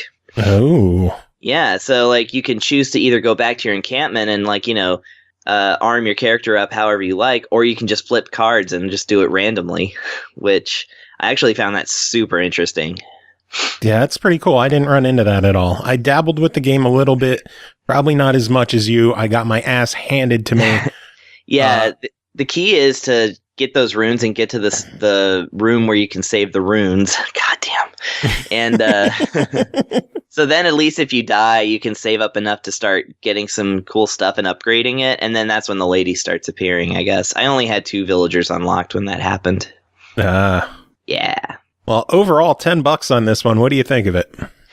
$10. This is a deceptively deep game. So just looking at the upgrade trees for like my different villagers and stuff, I was like, oh damn, I'm gonna keep coming back to this because this is exactly the kind of roguelike I always come back to, and that's the one that persistently allows you to improve and never quite lose everything, Like the lose everything games are fine sometimes, but I usually find that I'll just pick them up when I'm ready to like really commit some time to it. But this one you can pick up more quickly. I think the only thing that really got to me on this one was that I had to learn to sort of run with so you run with one stick and you aim with the other stick. Well, when you push the right stick to aim, it jolts the camera over in the direction of where you're aiming. So that started to make me really dizzy. So I actually ended up just running in and aiming in a direction that I would just then move around so that at least I could follow the camera better. Yeah. That's like the only complaint, and really. It's fine. So yeah, I definitely recommend this for people who like these kind of games. My only minor gripe that I had with the game is I had a hell of a time aiming when I was playing it in handheld mode. When I played it in docked mode, just the twin stick, because I have fat sausage fingers. Yeah, my thumbs are pretty clumsy too. The analog, just how tiny the analog stick is, made it hard for me to aim as precisely as I wanted. But when I played with the Pro controller, it was fine. I mostly played this with a Pro controller and I was fine. I think but the aiming thing was kind of an issue for me too. What I found helped was just to aim in one direction and then run to aim the rest of the character. That works. So I'd like aim like straight down and then run my character parallel to the enemy and then fire at will. But yeah, like, and I didn't mention this game has like big badass bosses, which I actually really like. It's a little bit like Souls in that way. And yeah, those bosses, you really have to be able to aim while running in order to take them down, because they will be on your ass. They will wreck your shit. Yeah, but, again, the cool thing is that there are power-ups that can combat this. Like, I found a power-up that allows you to shoot 2 arrows at once, so there's ways around it. You just have to keep playing it. Sounds good. Well, the next game that you're here to talk about is called Coloro. Again, with these names, Coloro, that could be it. Developed by Skull Studio, published again by Cubic Games. This one is also releasing December 22nd on the Switch for $9.99. Between dreams and nightmares, Coloro tells the tale of a young pink-haired girl named Cora who embarks on a quest to find her missing sister through a stunning puzzle platformer. Chris, tell us about it. All right, Coloro. So this is a game that is a challenge platformer with single screen type of rooms. So challenge platformers, at least what I call challenge platformers, are ones where you basically have to get from one point to the other, and everything in between is spikes or enemies or just something that is going to kill you.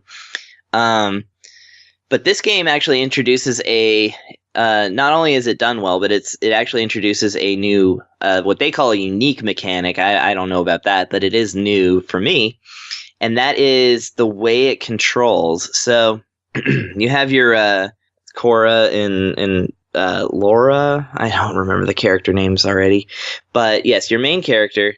Or your second character, because this actually is a game that you can play cooperatively 2-player, and it has different levels for the 2-player mode. So it's a little bit Bubble Bobble like in that way. If you have a friend. Yeah, or it's a 1-button control. You could do it yourself if you just really want to be the saddest person. If you're a masochist. Yes. If you're a masochist and extremely lonely, you can play this game 2-player by yourself fairly conclusively, and I have proven this in every way. Anyway, so your character, will stand there at the beginning of the stage, and as soon as you push the A button, or the button that is equivalent to A, because Joy-Cons, I found out that when explaining controls to other people who are playing Switch for the first time, I'll be like, they'll have the Joy-Con, I'll be like, the A button, and they're like, that's not the A button. I was like, oh, yeah. The equivalent to the A button, which in your case would be the X button. Because they'll be looking at the face buttons and being like, which one's A?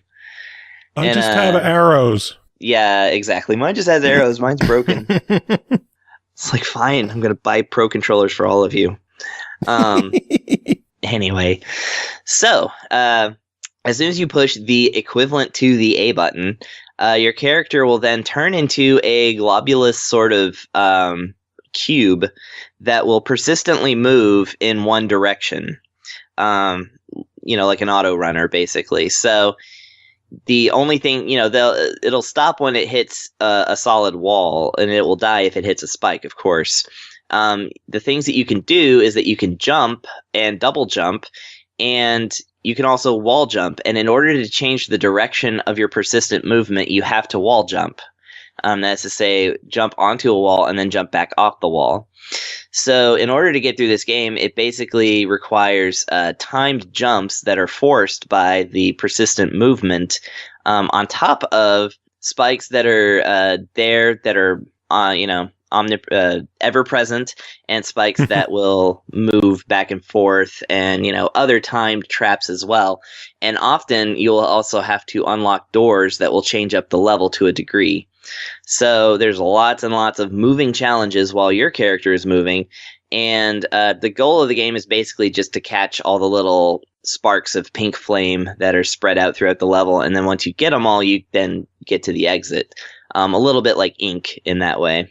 Yeah. You just gotta get to that exit. And like I said, with 2 players, it's the same goal, but both players have to get to the end of the stage in order to move on.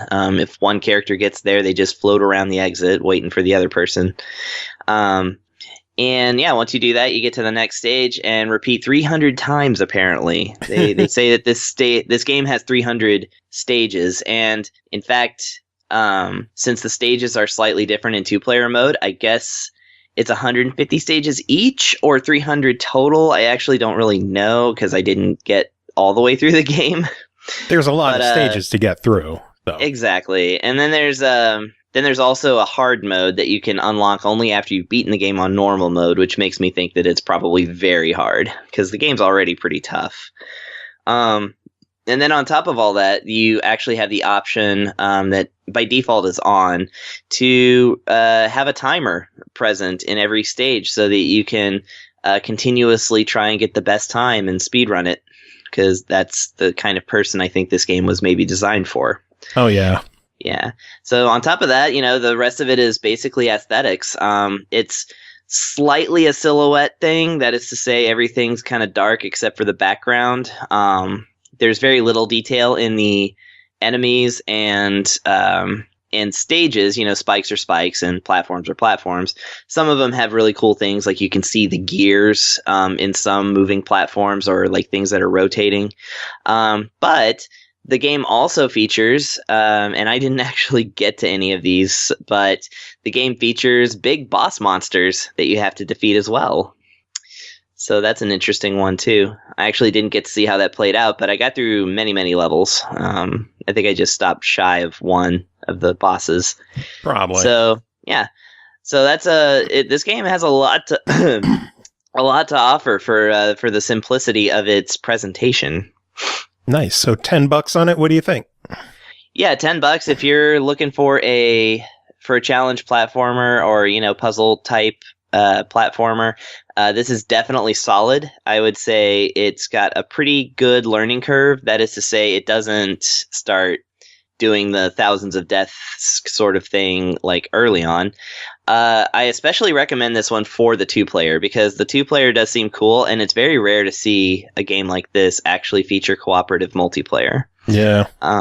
So I like it for that. I mean, I think the price is right, and I think it looks and sounds good. It's got that sort of ambient, sort of trippy soundtrack sort of thing going on for it, so that's kind of cool. And I dug the visuals of it. It was a nice looking game. Yeah, I think it's a nice looking game. So, good stuff. Yeah. All right, one final game to talk about tonight. That is called Wondershot, developed by Leaker Studio, published once again by Cubic Games. This one also releasing December 22nd on the Switch for $9.99. Hilariously intense multiplayer battle arena. You only have one ammo to defeat your opponent, miss your target, and you'll have to pick it back up or steal your enemies. Chris, tell us about Wondershot. All right, Wondershot. Well, for one, I really hope that Leaker Studios, I didn't get to research them, but I hope that they're not native English speakers. Why? Because all the voiceovers in the game are this really goofy sort of weird accent, and I really, really like it. It's either somebody made up a ridiculous accent or this is actually how these people talk, and I just don't know. So I just wanted to say that. So Wondershot is basically so I would say about 2/3 of this game is a multiplayer game. There is so much multiplayer in this game, but there is some stuff for single players, and I actually tried both. I'll leave it up to you to determine whether I tried it with actual friends or just me with the other controller. With Wilfred. Yeah, with Wilfred. By the way, they're French. Oh, they're French. Oh, good. Yes. They're very goofy French people. I love them. Anyways, so yeah, the game basically there's different modes. There is the default mode is actually multiplayer, which is interesting, and but there is an adventure mode that I tried out first, and it's basically going stage by stage and like learning how to use each of the 4 weapons and how to basically hang with the mechanics of the game. So the stages are presented as arenas, single screen arenas. I like to actually, the look of it, and this may be weird, but it reminded me a lot of Adventures of Lolo. Really? In that it's like it's an action game, but you kind of had to solve puzzles and defeat all the enemies in order to get through. So, and some of the enemies are actually passive; they're just like balloons, and but you're actually timed, and you get a bonus if you can do everything without missing a shot. And the reason for this is because missing a shot is very consequential in this game, because as the ad copy says, you only get one ammo. That is to say, if you're shooting a bow and arrow, you have one arrow, and if you shoot it and don't hit the target, then you have to go pick up your arrow before you can shoot it again. But yeah, it's top down, and basically like each of the weapons functions in an interesting way. Like the arrow, basically you draw it back to shoot it, and if you shoot it immediately, it will go slowly, but it also seeks out the enemy. So it will curve to sort of try and catch the enemy, but it doesn't always work. And but it's at least something that it has some benefit to that. But when you draw it back like all the way and hold it for a second, then it will shoot very fast and all the way across the screen, which is good or bad depending on what you're doing. Then there's like a hammer, which is the melee weapon, which is extremely useful. But if you swing it without hitting something, you drop it. But you can hold the button down for that, and it will actually sort of put a target out in front of you. And when you release the button, you will swing your hammer and then also fly with the hammer into that direction. And it allows you to jump over walls and stuff that way. So a little bit like how Thor works. Nice. And then there's a boomerang, which you basically can throw it and it will come back to you, so you don't always have to run around and chase it. But sometimes it will hit something and stick, and then you still have to go get it. And, that one, it basically has a thing where you can sort of get it to hold in place, and I'm not exactly sure. That one was a real challenge to get to work. And then there's a slingshot, which will bounce off walls, but it will only bounce off walls a couple of times. And if you hold it down, it will go faster, but will also be smaller. So, it doesn't always hit the target quite so well. And then the lay of the land is an interesting thing, too, because you have enemies just running around and, around obstacles and stuff, Bomberman style. Just try and get them before they get you. And then there's things like portal style, like teleportation portals that float around the stages. So you can either shoot your weapon into them and then the weapon will come out the other side, and that's a way to, defeat enemies, or you can yourself run through the portal and appear on the other side, which is kind of cool. And there's actually some really cool puzzle levels in this game that exploit that, and I really quite enjoyed that because they were nice brain puzzles. So all this to say that once you choose a multiplayer game, you can then have your up to 4 players battling it out on these battlegrounds, using all of these different things.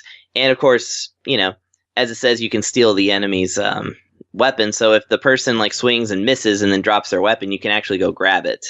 It will require you losing your current weapon, but you can at least trade off. And I think that's really cool. And on top of that, you can also go through the adventure mode, or the endless mode, which is to say it just sends waves and waves of enemies upon you. And the benefit, always fun, yeah. You can do those cooperatively with other players, up to the 4.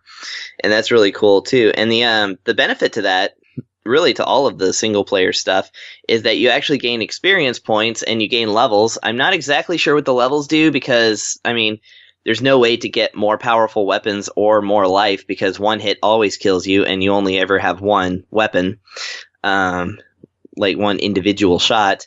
So I think that they just unlock bonus aspects to the different modes, because one thing that I noticed about the multiplayer modes, especially battle mode, they are so customizable. Everything is customizable and you can do ridiculous stuff. You can choose bonus aspects to the levels, including making the walls invisible. Basically, you can just run through walls, and you can either include that as a power up, or you can just turn it on permanently. Nice. Yeah, every bonus thing that you can do in the game, you can also choose to turn on permanently, and it's all kinds of ridiculous stuff. So this is the kind of game where if you're unlike me and you actually have friends that will play multiplayer couch games with you, this is a great one to actually explore all these modes and choose all these options. So I think this game is really exciting for the multiplayer potential, but it also has a really good single player campaign. I just think that it's, like I said, it's 2/3 multiplayer. So definitely try and get this one if you have some friends. Yeah. Well, overall, $10 on it. Thoughts? Yeah, $10 sounds exactly perfect for this kind of game. And by the way, I'm actually a little bit lying because I went to a party on Saturday and actually got some people to play games with me on the Switch that I'd reviewed previously. We played Zarvat in multiplayer, and we also played Toast Time. And both those games are great in multiplayer as well. Well, next thing you'll have to play Wondershot. Exactly, yeah, we will. I'm going to definitely try and get people to play this with me because it's a really fun, exciting game. Awesome. Sounds like you had 3 winners. Yeah, this is a good trilogy of Cubic games, I think.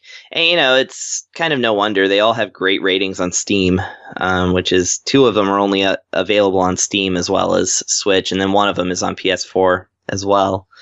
So, yeah, pretty sure Wondershot's on Xbox as well, I believe. Okay, yeah, if I remember correctly. Yeah, I know Mana Spark's only on Steam and Switch, and that one, I definitely hope that one doesn't go to the wayside because I think that's that's probably my favorite of the three, but it's also the one that's most like other games that I like to play. So yeah, I was going to ask if you had a favorite out of the three of them. Yeah, I'm definitely going to be doing more, playing a lot more Mana Spark over the trip. I have like a 24-hour flight to Japan, so oh Christ, tons of Switch time. Make sure to bring a battery charger. Yeah, I've got my charging cables and stuff, but yeah, I'll just have to see what I can do. Bring some extra battery packs. Yeah, good tip. For that 24 hours. That is crazy. Yeah, it is. Oh, well. Send me a postcard. Okay. Why these other countries got to be so far away, yo? Seriously. But that is it for this episode. Chris, thanks as always for coming on and chatting. Of course. Thanks to Mira and Tanja at Other Tales Interactive for coming on and chatting about Tick Tock. That game is going to be awesome. You will have to check that out next year. Chris, you'll have to check it out as well because it's coming out for the Switch. Hooray. Yeah, I think I saw something about it actually already. It's a puzzle game that is required to have 2 players. Well, we'll see if I get to play it then. Well, you could probably play it with me because I'll have it on Steam or Switch, I believe. But right, cool. It requires you to talk to the other person because you have half the puzzle on your game and they have the other half of the puzzle in their game. That's brilliant. It's a really, really cool game. So I'm looking forward to that coming out next year. Yeah, I love that. You'll have to listen to the interview. Okay, I will. You'll have plenty of time. I will. I'll have so much time. I'm sure they'll have Wi-Fi on the plane, so... I would hope so at this day and age. Right? It's an international flight. It would be so silly if you didn't have Wi-Fi. Okay. But yeah, again, that's it for this episode. We're going to play a couple of Christmas songs from our good friend Chris Huber. Do you have any final words to end the show? I just like that it's Christmas. Christmas. Christmas. Ha.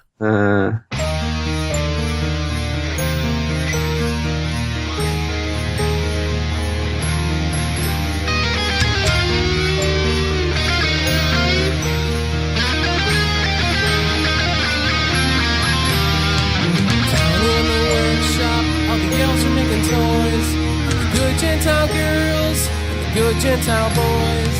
The boss busted in, nearly scared him half to death. Had a rifle in his hands, cheap whiskey on his breath.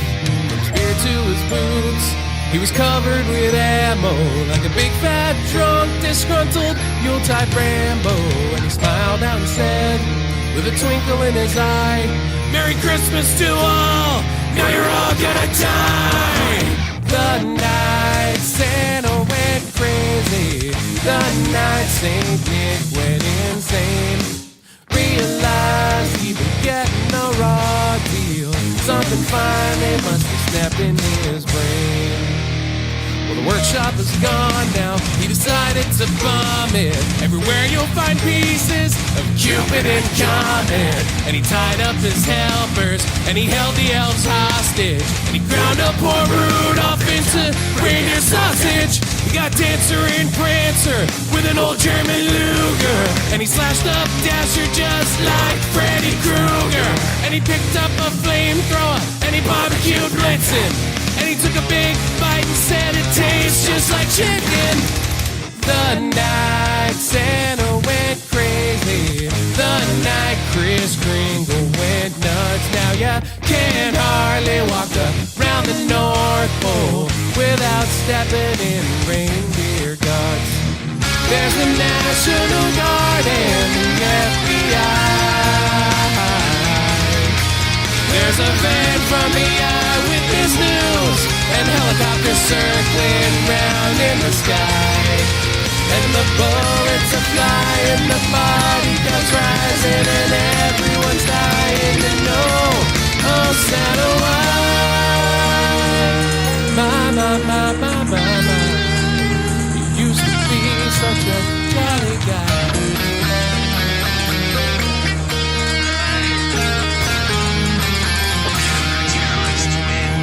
Yes, Virginia, now Santa Claus is dead. Some guy from the SWAT team blew a hole through his head. Yes, little friend, now that his brain's on the floor, I guess they won't have the fat guy to kick around anymore. And now there's no more presents for the children's enjoyment, and the elves have to wait in the line and file for unemployment. And they say Mrs. Claus, she's on the phone every night with a lawyer negotiating the movie rights. They're talking about the night Santa went crazy, the night St. Nicholas wept, broke his back for some milk and cookies. Sounds to me like he was tired of getting chipped. The night Santa went crazy, the night St. Nick went insane. Realized he'd been getting a raw deal. Something finally must have snapped in his brain. Oh, something finally must have snapped in his brain. Hell yeah, something finally must have snapped in his brain.